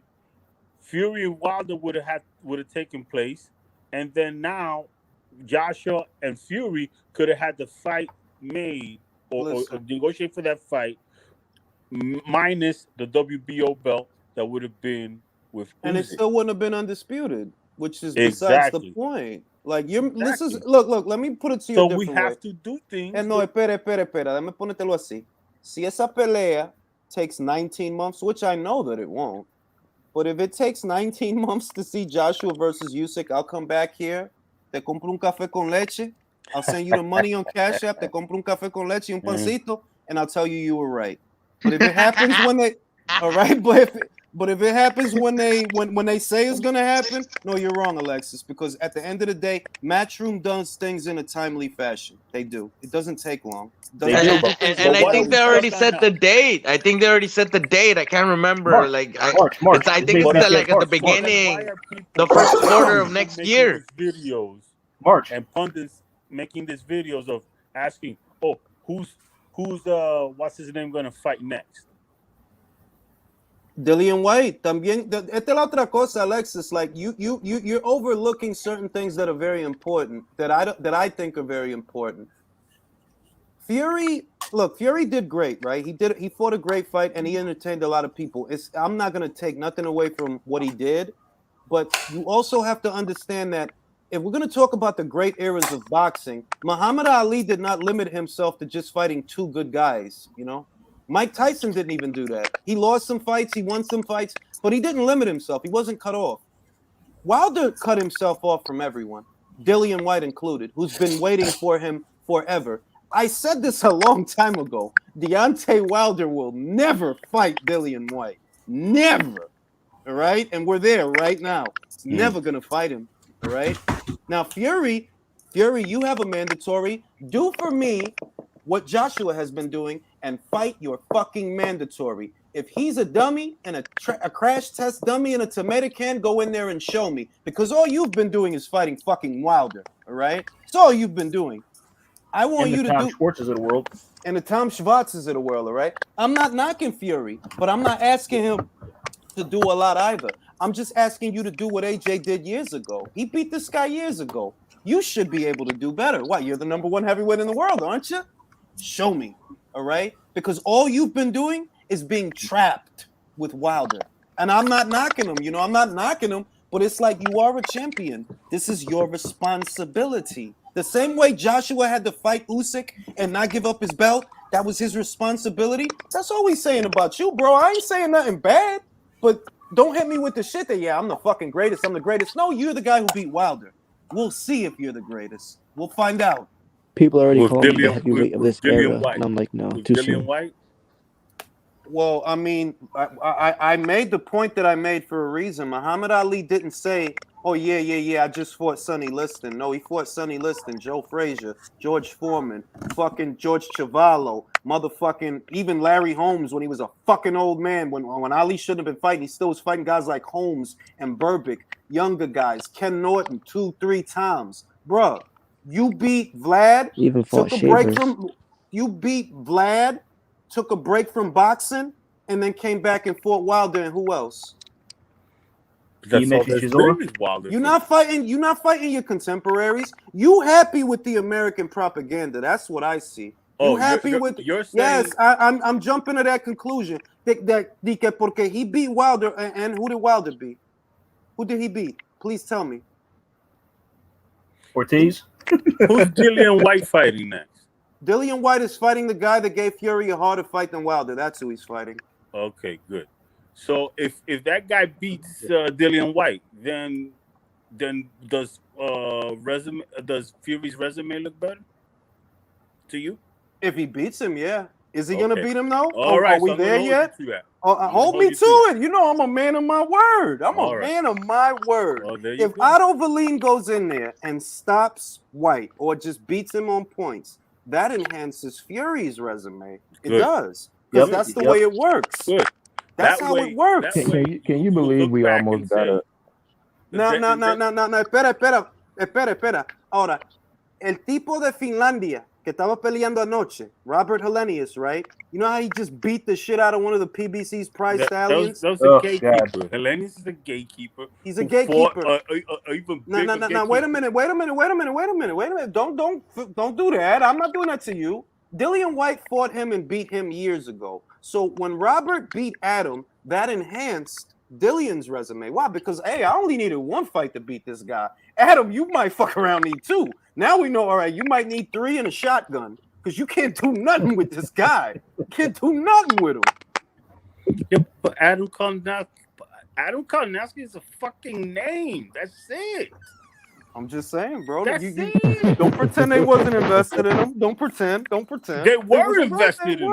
They were invested in him. They were going to feed him the Wilder. They were going to feed him the Wilder eventually. Somebody, but Karnowski, come on, please. It's that he's a super. He's a super in my building, bro. It's the fucking he's a super. He's a plumber. He's not no fucking work. Get out of here. Yo nada más estoy diciendo, espera. Yo nada más estoy diciendo que come on, wait, come on. Yo nada más estoy diciendo que la calidad de oponente que Dillian White fights on a regular basis is better than people give it credit for. That's all I'm saying. And if Dillian es una plata mierda, then Fury will show me that. Que ese tipo una plata mierda. Because near as I could tell, the only guys that beat... Espera. The only guys that have beaten Dillian are B and A level guys. Anthony Joshua beat him years ago, gave him his first loss. Povetkin has never been a game. I said that leading up to that fight. I ain't no Monday morning quarterback. I said that leading up to the fight that this is a very dangerous fight for If Vlad Dillian wasn't White. around, Povetkin would have won a belt. Bro, if Vlad wasn't around, Povetkin would have been unified. And look back then. Who was beating this fucking guy, bro? If Vlad wasn't there to just which we saw Pulev. All right. So to put it bluntly, right? Dillian isn't afraid to go in there in risky situations because he's done it a lot. And I give him credit for that because these are the real guys that keep heavyweight boxing going, not just the guys that occasionally they're throwbacks. All right. Dillian reminds me of Ray Mercer and Burt Cooper and those kind of guys because these is the guys that keep the division going in between the huge fights. So yeah, Dillian earned his shot, and I demand that Fury give it to him. All right, because you're not fighting Usyk next. You're not fighting Joshua next. All right, you booked yourself, and they're booked right now. There's no reason you can't go in there and deal with this guy if he's a piece of shit. Why does Dillian Let's cross that bridge when we get to it, right? Yo no quiero ir vaina de que no, yo no lo voy a pelear porque me pica los pies, porque me pica la bola. No, bro, you a champion, bro. And that's what it means to be a champion. That is what it means. Anthony Joshua never vacated the title to get out of a mandatory, so I expect that you won't either. And if you do, yeah, I'm going to hold you accountable for that. Yeah, he needs to be held accountable if he does that. Why does White get so much shit? Everybody hates White for wanting the same things. Everybody hates White for wanting the same things that everybody else gets, except he's actually being alienated and prevented from getting it. Like, yo, don't you want to see him get knocked out? All right, let him go in there and get knocked out. But he deserves his chance. He's worked his way up several times. He's been in tough fights, has a good resume. He deserves his shot. And he's not, and another thing is he's not a nobody. Dillian White will get you at least $1 million. At least. Oscar Rivas was paid that much when he fought him. Exactly. What's going to be the next Bridgerweight champion of the world. Exactly. Somebody said Wilder look at the Bridgerweight division and shaking and rubbing his hands.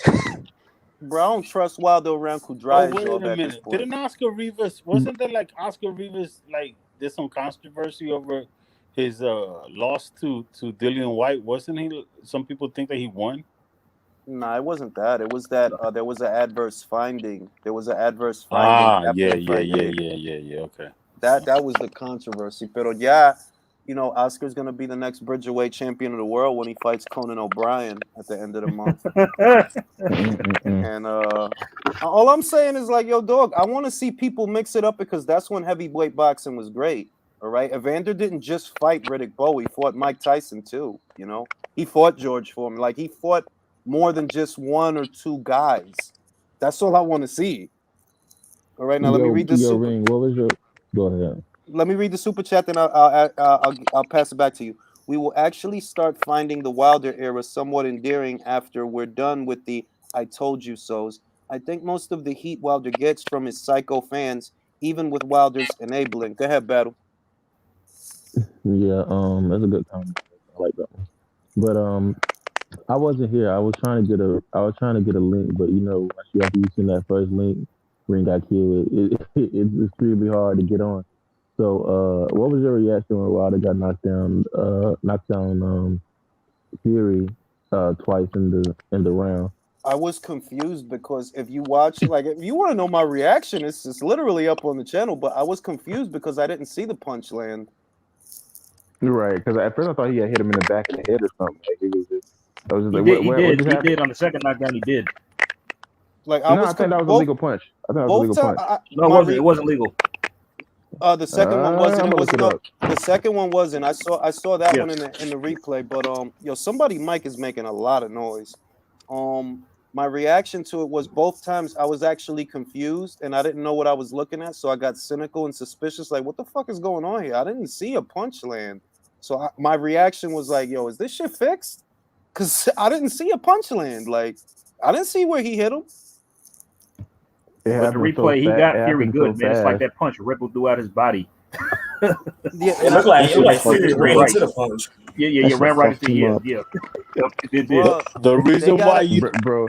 Hey, listen. Did you see how basically like PBC like the PBC like highlight channel, they have like the top trending video on YouTube right now with the Wilder versus Wilder. They cut the knockout out, didn't they? Right? And the thing is, the people hate the video because they cut the knockout of it. Like, it's the worst highlight video. They left it out. It's ridiculous. It has like 5 million views, but the thing is, like, it cuts off the big portions of the fight that was actually good.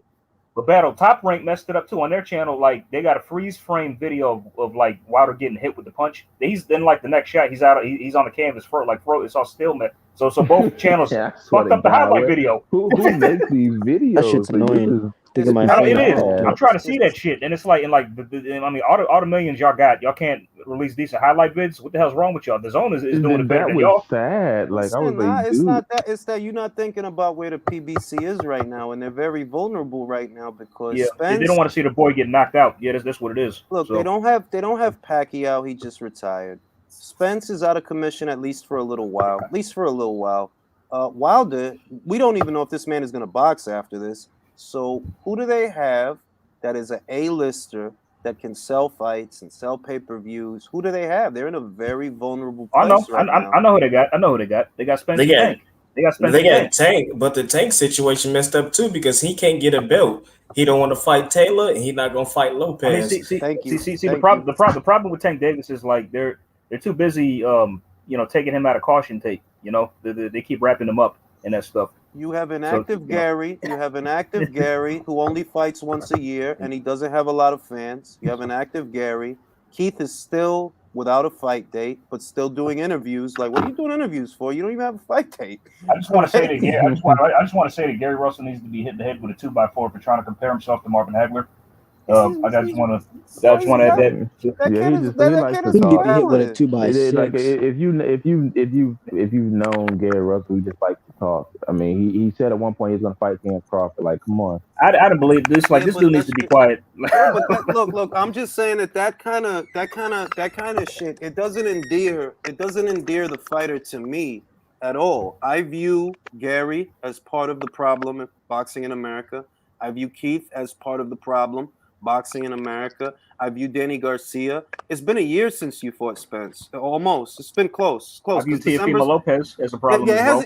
It hasn't been a year, but it's getting to a year because he fought Spence in December of last year, and you haven't fought. And these guys are the guys like this are the reason that boxing in America is dwindling. Why? These are the familiar guys. These are the, Danny and Keith are the guys I want to see Boots Ennis fight. And I can't get that because they don't want to do it.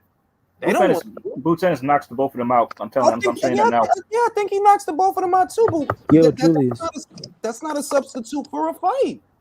We need to see True. a fight. True. Very true. Is it me? Is it just me, or these Americans these days act like Floyd was their dad, and because he had a name, they're acting like they're entitled for some reason. You know what I mean? Like because he was his big name and the star, that they don't gotta do much because they're Americans. No, they think that they're following his blueprint, and they're not. They're That not. is not. They're I not. mean, Floyd put in the work. Floyd put in the work. These things. Floyd put in the hard work. He put in the work. Always come back to this. You want to know what it is? Back to this. Look, Floyd fought a shot fighter, right, in Arturo Gatti, right? If that was Danny Garcia that fought a shot fighter, or Keith Thurman that fought a shot fighter, they're gonna think I'm pound for pound number one. I'm pound for pound number one because I fought a shot fighter. Floyd knew I can't just beat Gatti. Right, I got to beat Manfredi and all these other guys and Castillo and all these other fucking people. He knew that, it takes more.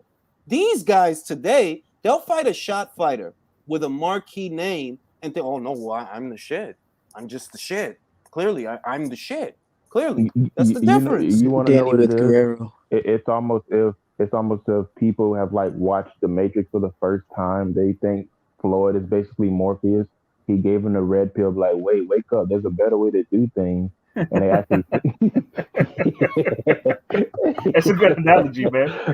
Floyd, and to that battle, I'll say that Floyd himself, 3 years ago, was on camera saying that Al is paying these guys too much money. He said that, not me, not somebody on a boxing channel. Floyd said that. Like, shit, when I was coming up, I was like, man, give me that. 5,000? Okay, I'll fight him. Give me that. I'll fight him. Da-da-da-da-da. That was Floyd saying that. Mm-hmm, so if these guys are doing this because they think that they're following the lessons that Floyd taught, no, Floyd did it way better than you guys. For all the hate that he gets, he fought people. It's kind of that thing. It's kind of the problems that you have with fast money. You know how they say fast money has slow problems? Or wait, maybe I'm saying that wrong. Is it fast money, slow problems? Fast money is big problems, bro. That's the difference between selling crack and selling weed. Shout out to Teofimo Lopez. He learned that the hard way.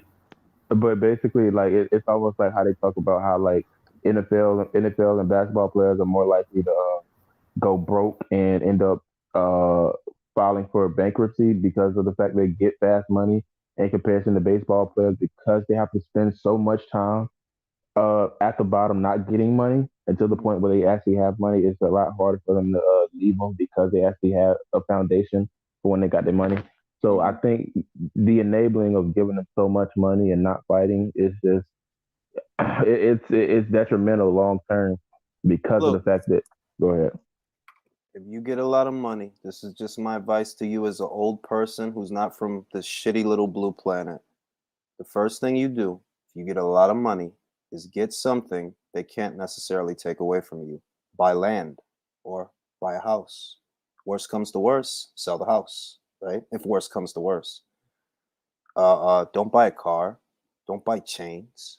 That's bullshit. I don't even know why people still wear jewelry. I find it so funny that humans walk around with pieces of metal because they think it makes them look better. That is the funniest shit in the world to me. I never say this, but it's like, human beings are fucking morons. You have a piece of metal. It's just metal, bro. That's all it is. It's just metal. It's not gonna do nothing for you. It's not gonna make you fuck better, fuck faster. It's not gonna do nothing. But people really go out there and spend thousands upon thousands for rocks from the earth. You moron! This is what people do with their money. This is what basketball players and football players and boxers. Instead of buying land. You ain't gonna like me, Julius. I would probably, if I'm an athlete, I would buy a whole bunch of jewelry, but that's because I'm trying to promote an image. That's still stupid. And I'm not calling it no battle. I'm not calling, and I don't want you to take it that way. I'm just saying it's stupid, bro. It's in a nutshell. There are a lot of human behaviors out there, and I know where they stem from. I understand where they come from. That doesn't change that it's stupid. You're willing to pay thousands upon thousands upon thousands of dollars to wear a rock, because that's what a diamond is. It's just a fucking rock. That's all it is. It's not going to do anything for you. No, it's not. All right. A piece of metal, whether it's white, gold, platinum, or gold 14, 16, 24 karat, not going to do anything for you, bro. You're the same person underneath it all. Right. And I don't know. Some people's mentalities can't be changed. I don't care, because I don't care about other people. I only care about me. I get $10 million, bro. I might be in Costa Rica somewhere buying land, because this is gonna end. If there's nothing else you don't know about life, all good things come to an end, right? You need a plan. All right. You could Wilder's pretty much okay, right? Wilder's okay. Like, we could criticize him and say bad things about him. The truth is, whoever is handling his finances is a smart person, because they bought him real estate in Tuscaloosa, Alabama, where the real estate don't even cost that much. So if that man don't ever box again, which is probably why he said this, because that he doesn't have to. He's right. He owns land. If he's ever in a pinch and he needs cash, he can sell that land. You know, he could sell that. That's what you need to buy. You don't need a chain. I don't know why people still wear chain. Like, bro, why are you still wearing a chain? But like, okay, like let me just explain to you. I know you say it's stupid. Like, I'm not gonna try to just outright try to change your opinion. It's just some things you just want to change just a little bit. Like I said, for me, if I'm rich, in a sense, and let's say I get my money from sports like boxing, like I'm Deontay Wilder. I'm like I said, I'm buying the chains more so to promote an image that I got money. Hey, I'm going to get more money. Look at me. It's not really so much that I really like gold chains and all these medallions. Bro, I understand, but does Bill Gates have chains? Does Elon Musk have chains? Did Helmut Lang have chains? No. Those behaviors come from a listen, yo. Like, I don't want to sound fucked up, but I'm like, yo, you can't. I know exactly what you're gonna say, bro. I know exactly what you're gonna say. I'm thinking it too. You don't gotta say it, but I know what you're saying. I don't want to say it, but I'm like, yo, don't think small. Like, it's. I mean, yes. I mean, I get it. Like, don't think small. Like, it's not even that. It's not that. It's not that. Ring, I know what you're saying, bro. I think the exact same thing, and I know we're thinking the same thing too. Yeah, it's not that. All right, and you might not want to say it because your image, though. No, yeah, I'm not because I don't want people to think that about me. But it's just look. I'll put it another way that is kind of the same way, but not really. If you want to get somewhere in life, do not think like the people that are around you right now. Mm-hmm. Right? I mean, that's basically what I said. I said, don't think small, right? It's not forget small. If you, wherever you are, lower class or middle class, right? Lower class or middle, whatever. If your goal is to get somewhere else than you are now, then do not think and look like the people that are around you here and now, wherever that is, you know, wherever that is. All right. If my goal is to be a millionaire, right? Well, I can't think like him, and her and take my cues from him. No, I don't need to be like y'all because y'all happy with what you got. I'm not. For example, I moved out of New York. Why? Because I looked at my mans in them, a few of them, right? I was like, yo, I can't do this. I can't keep doing this. I got to get out of here. I don't want to be doing this, right?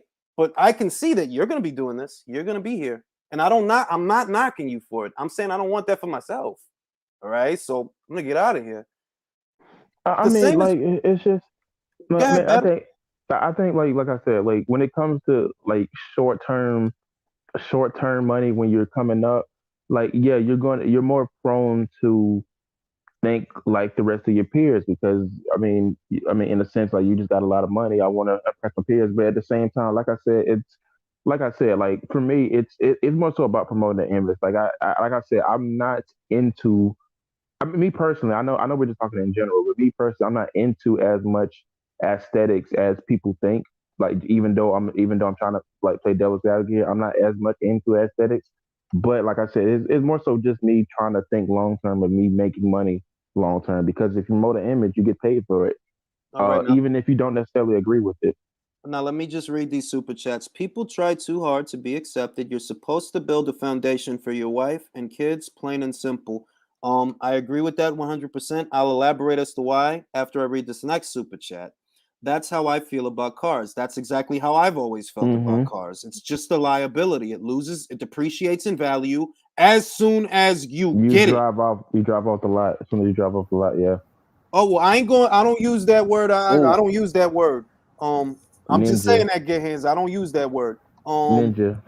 I remember like one time. I had a Honda. That was my old car. I switched up and got a Mustang now. But I remember when I had that car, one of my brother's friends, he like, he's saying like, oh, you should get your car. You should put rims on your Honda. And I'm like, why?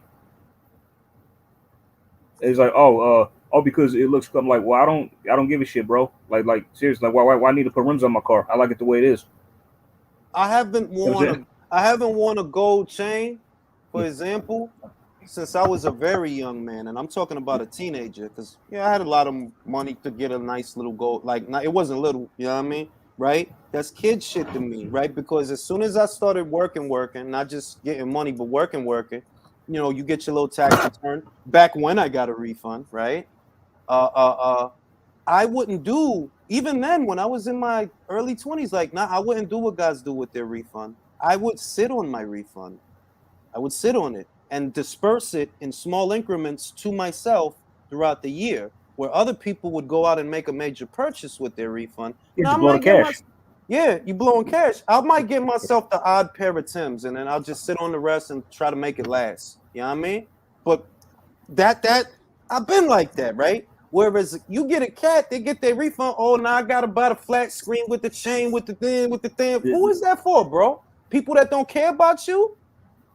Does anybody remember Adrian Broner tearing up 20s in the toilet, then tearing up 20s and flushing them down the toilet? And you wonder now why this bozo is broke? The universe is talking, bro. I think he in jail right now, if I ain't mistaken. Yeah, he is. He just got hit with another charge. Think about this. That's gluttony being a sin right in front of you. You could have gave that 20 to someone that needed it. Nah. You could use that for gas money. It ain't even that. It's that how disrespectful is not disrespectful. How inconsiderate is it that you got it from the mud and all this cliche bullshit. You from the hood. You could have used that to help somebody in the hood. You could have bought somebody groceries with that. But we see what you really are. And that's why I don't pity you when you suffer. You deserve it. I mean, wasn't Floyd doing those same things though when he first started? And let me ask you something. I'm gonna ask you a real question because I know what I see. You think he's doing all right? As far as money? Don't do that. I'm just being honest. Listen, bro. I wear my heart on my sleeve, bro. And what I'm thinking on my face. I'm starting to ask questions. I'm starting to ask about a whole bunch of questions. You think that he went out to Japan? You fought Canelo, 2.5 million pay-per-view buys, whatever it was. You fought Manny. You got all this bread, right? We know more about your buddy Al now than we used to know. We know a lot more now than we used to know, right? You think he went out there to Japan to fight Ellen DeGeneres, right? A bantamweight because he didn't need the cash? You think he did that whole shit with Logan because he didn't need the cash? Nah, that don't make sense. Listen, man. The whole reason this fight is to get money because they don't have it at the moment. If I was Floyd, right, I would, I'd be sitting on an island getting my dick sucked every hour. On the hour. If it's me, I'm not gonna be doing. I'm not doing none of that shit. Okay, so let's look at it like this, right? The guy, last fight. Let's look at the second to the last fight. The last fight, they say he supposedly got $300 million. When he retired, he came back, fought Conor McGregor, and that fight did almost as big, but it didn't do as well. You know what I mean? Huge money. Huge money. And then he came back so apparently redoing the girls club or girl collection, and then he apparently made a deal with the gambling app. You remember that? He had the app deal. Okay, so where is he looking right now after this Logan Paul? Look at his overhead. Look at his overhead. Right. One example. Right. I'm not psychic. I just see. You got a whole thing full of cars. and every single one of those cars is a liability. Oh my God. None of them shits is making you no bread, and they're losing value every year. You got them. You don't live normal. You have painted yourself into a corner to where the life you live costs a lot of fucking money. And guess what? You're not making a lot of money. You're retired. You bought things based on what you were making, not what you are making. And I don't think Girls Club brings you Canelo money. I don't think it brings you the money you made with Canelo, the money you made with Manny, the money you made with no. You not making that no more. But when you made the purchases and the commitments and the things that you have, that's what you were making. That's not what you are making. So I see a guy his age, like your dog. If I'm 40-something years old, bro, bitches ain't just sucking my dick, they're sucking my pubic hairs, bro. That's what I'd be doing if they'd be sucking my pubic hairs. Like, bro, I'm not fucking swapping punches with nobody, bro. I ain't gonna be out here having this YouTuber attach his name to my name. No, you wildin', bro. You wildin'. If you did that, I kind of got the sense like you're doing that because you have to. Something is not right. You don't look right. You don't sound right. Something is not right. Because if it's me and I have enough money that you never have to see me again, you never will see me again. Ever. Ring, you just touched on something very, very important. It's like, I remember on Beats, he did a channel about this autobiography that his former assistant wrote. Mm-hmm. And he gave an elaboration of what's in that book. The shit is pretty shocking. I mean, I think I'll read it one day. I mean, but she let a lot of truths be known in that book by Floyd Mayweather, boy. You know what I mean? It's quite shocking the shit she'll read, and he touched on. So, you know, shout out to OG. Hold on. Let me read the super chat. Shout out to 04G Media, who said, money only enhances whatever character you possess. No two ways about it. Love from the UK. I completely agree. Money is like super soldier serum. You remember how Steve Rogers, he got off Brala because he was a good person? That's money. If you got a heart and you care about shit, the money gonna help you be that and more. If you just a selfish piece of shit, like most people are selfish pieces of shit, you'll be an even bigger selfisher pieces of shitter. All right, that's what's gonna happen. Yeah, well, good. Well, you see, what's good becomes great, and what's bad becomes worse. Now, me and y'all know this about me. I go live every so often. My thing has always been being a background guy. That's why I like editing. My dream as a child was to be a director, right? So I'm not I'm not one of these cats that want to be in the front and you always got me going live is just a new thing, like going live on a regular. That's just a new thing. And that's just because I don't feel like editing sometimes. So me being the background person that I am, if I got 10 mil, bro, you're not gonna hear from me no more. I'm gone, bro.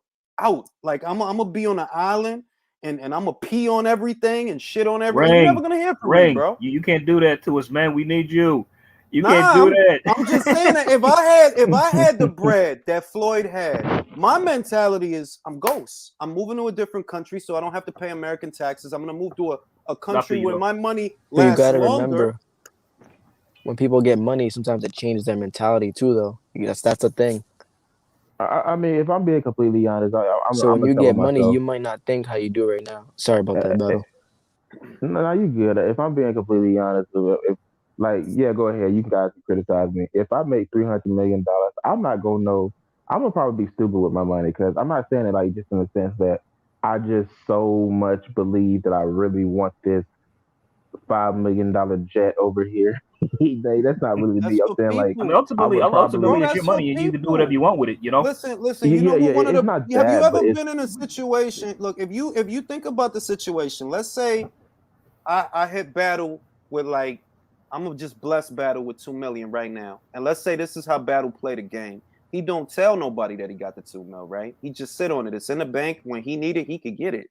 He still live where he live, still go where he go. People don't know he got the money, right? There's two ways you could play that. You could buy the shit that lets people know you got the money, or you could sleep with the peace of mind that the average American doesn't have. Whatever happens, I'm good. My rent is paid. My fridge is full.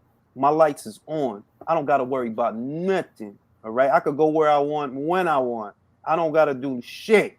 If you give yourself, I'm telling you, if you live like that, You'll see. I'm about that approach. So Like much. if I always tell myself if I hit the lottery, the first two things I'm doing is changing my phone number and moving out of the country. It's the city immediately out of the country. Bro, I might real shit. Because I mean, my they wife gonna know something is up then, but I mean, look, because my wife don't speak Spanish, right? I would still consider moving to a Latin American country, one that is okay, because the real estate is cheaper. If I had a lot of, because I'm gonna build a compound, the Julius compound, and it's not gonna cost. It's not gonna cost in Costa Rica what it would cost. Ring IQ Boxing Academy. Bro, word, and I'm gonna have like read it and weave. Let's make it happen. Right, the Ring IQ I'm off of that shit, bro. Make a Julius taco truck. I might. You never know, and I might train the drivers like, yo, all of y'all gotta get y'all goatee like me, all right? All of y'all gotta get y'all shit like me. Y'all all gotta get y'all shit like me, and y'all gotta talk like me. And you gotta wear plaid shirts with the hoodie on the buttons. That's what you gotta do, all right? Like, yo, dog, if I got like a boatload of bread, I swear to God, I might disappear. Like, yo, what happened? Ring IQ, yo, I don't know. I think he hit the lottery. Yeah, he must have. Yeah, man. He said he do this, man. He gone, bro. He said he do this if he hit the lottery, bro. I'm gonna tell you where I got it from. Know. That's probably what happened to Low Place. Now, let me tell you something. I'll tell you where I got it from. When I seen Usual Suspects as a child. Oh, I love that movie. I got it from Kevin Spacey. Kevin Spacey stood out to me as a character, Kaza Soze, because he wasn't like the Riddler and he wasn't like the Joker. He wasn't consumed with vanity to come back and show them like, yeah, it was me. He didn't do that.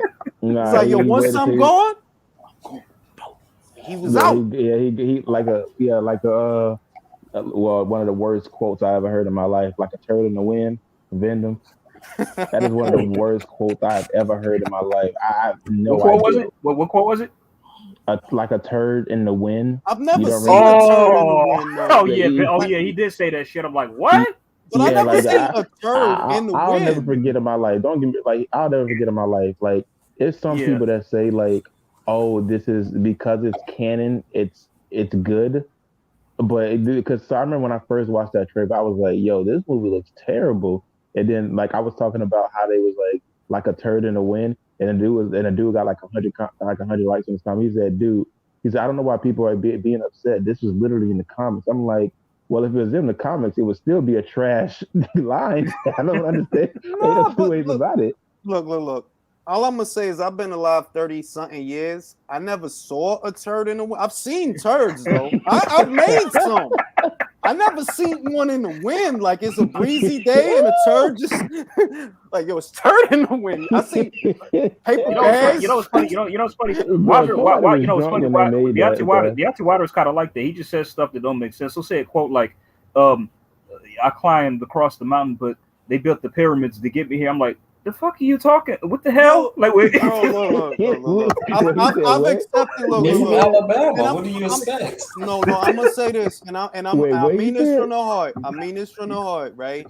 Wilder is not a good sportsman, not much of a boxer, but he is successful.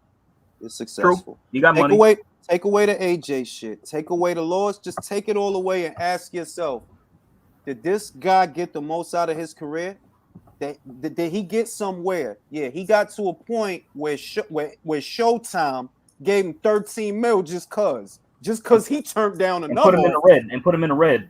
He did, but they still gave him that bread. All right. I wish that Stephen Espinoza would come here. Just give me 13 because I'm Julius. Just please. I'll take it. I mean, considering all the athletes they got coming out of Alabama each year in college, do you think he's one of the most popular ones? He might be. He just fought on the big stage. All right. People are laughing at him now. But if I go to Krispy Kreme, and I'm not lying, if I was to go to Krispy Kreme for all the conversations, wait, no, it ain't that. If I go to Krispy Kreme or I go to 7-Eleven for a pack of Mavericks and I see Deontay Wilder, I might be starstruck a little bit. I might. I'm a very humble person. I'm very humble. And if I see, and look, I liked him before 2016, like because he seemed like such a good guy, like down to earth cat, like he likable cat. When you hear people talk about him, right? the people that just shot the shit with him, that just talked to him, right? They say like he's a good dude, man. He's a good down to earth dude. So that's what Dean White was saying about him. He said he met him and he was kind of cool. I believe when he met him a few years back. Around that Vladimir AJ fight, he changed, bro. Yeah, that changed. You remember the interview? Do you remember the interview? That hateness, yeah. He tried to use. He tried to create some shit. What's the guy from the boxing voice? The bald-headed dude. Gibbs? That's Gibbs. Yeah, you remember when him and Wilder was having that interview, and it literally looked like they was having a good time because he was talking about what do you think about the haters? They said, but he said, oh, they can say whatever they say about, but they call me Windmill Wilder. They started laughing. I just thought it was funny. Yeah, they was like actually like just kicking and stuff. All I'm gonna say, and I'm about to, I didn't even realize it was 12 midnight. So I'm about to shut down the live. Is look, man, when you get a lot of bread, right? If you get just by some chance get a lot of bread, don't run out and buy no shit, man. Just sit down and chill and think on it. Like, yo, dog, because this government that we live under lives to take away our money. That's the truth, bro. That's if I get $1 million today, they're gonna tax me like I got $1 million today, right? That's what they gonna do. So if you come across a lot of bread, or if you get somewhere in life to where you getting a lot of bread, don't buy no liabilities just to show it off to people that don't give a fuck about you. Put yourself in another person's shoes. When Battle walk down a block, if he see a cat that got a nice car, nice car, but you ain't tripping. Like, I ain't tripping over your car, bro. Like, I don't care. I don't care. Like, I don't care about none of that shit. I'm gonna get some shit for me. Like, you know what I'm gonna do? I'm gonna get somebody that makes me Cuban sandwiches every day because I care about that. I don't care about your car. I don't care about what you're wearing. I don't care about what you're doing. I care about what I like to eat. I like Captain Crunch. So I'm gonna just get mad at Captain Crunch. Then that's how my mind works. Like, people are different.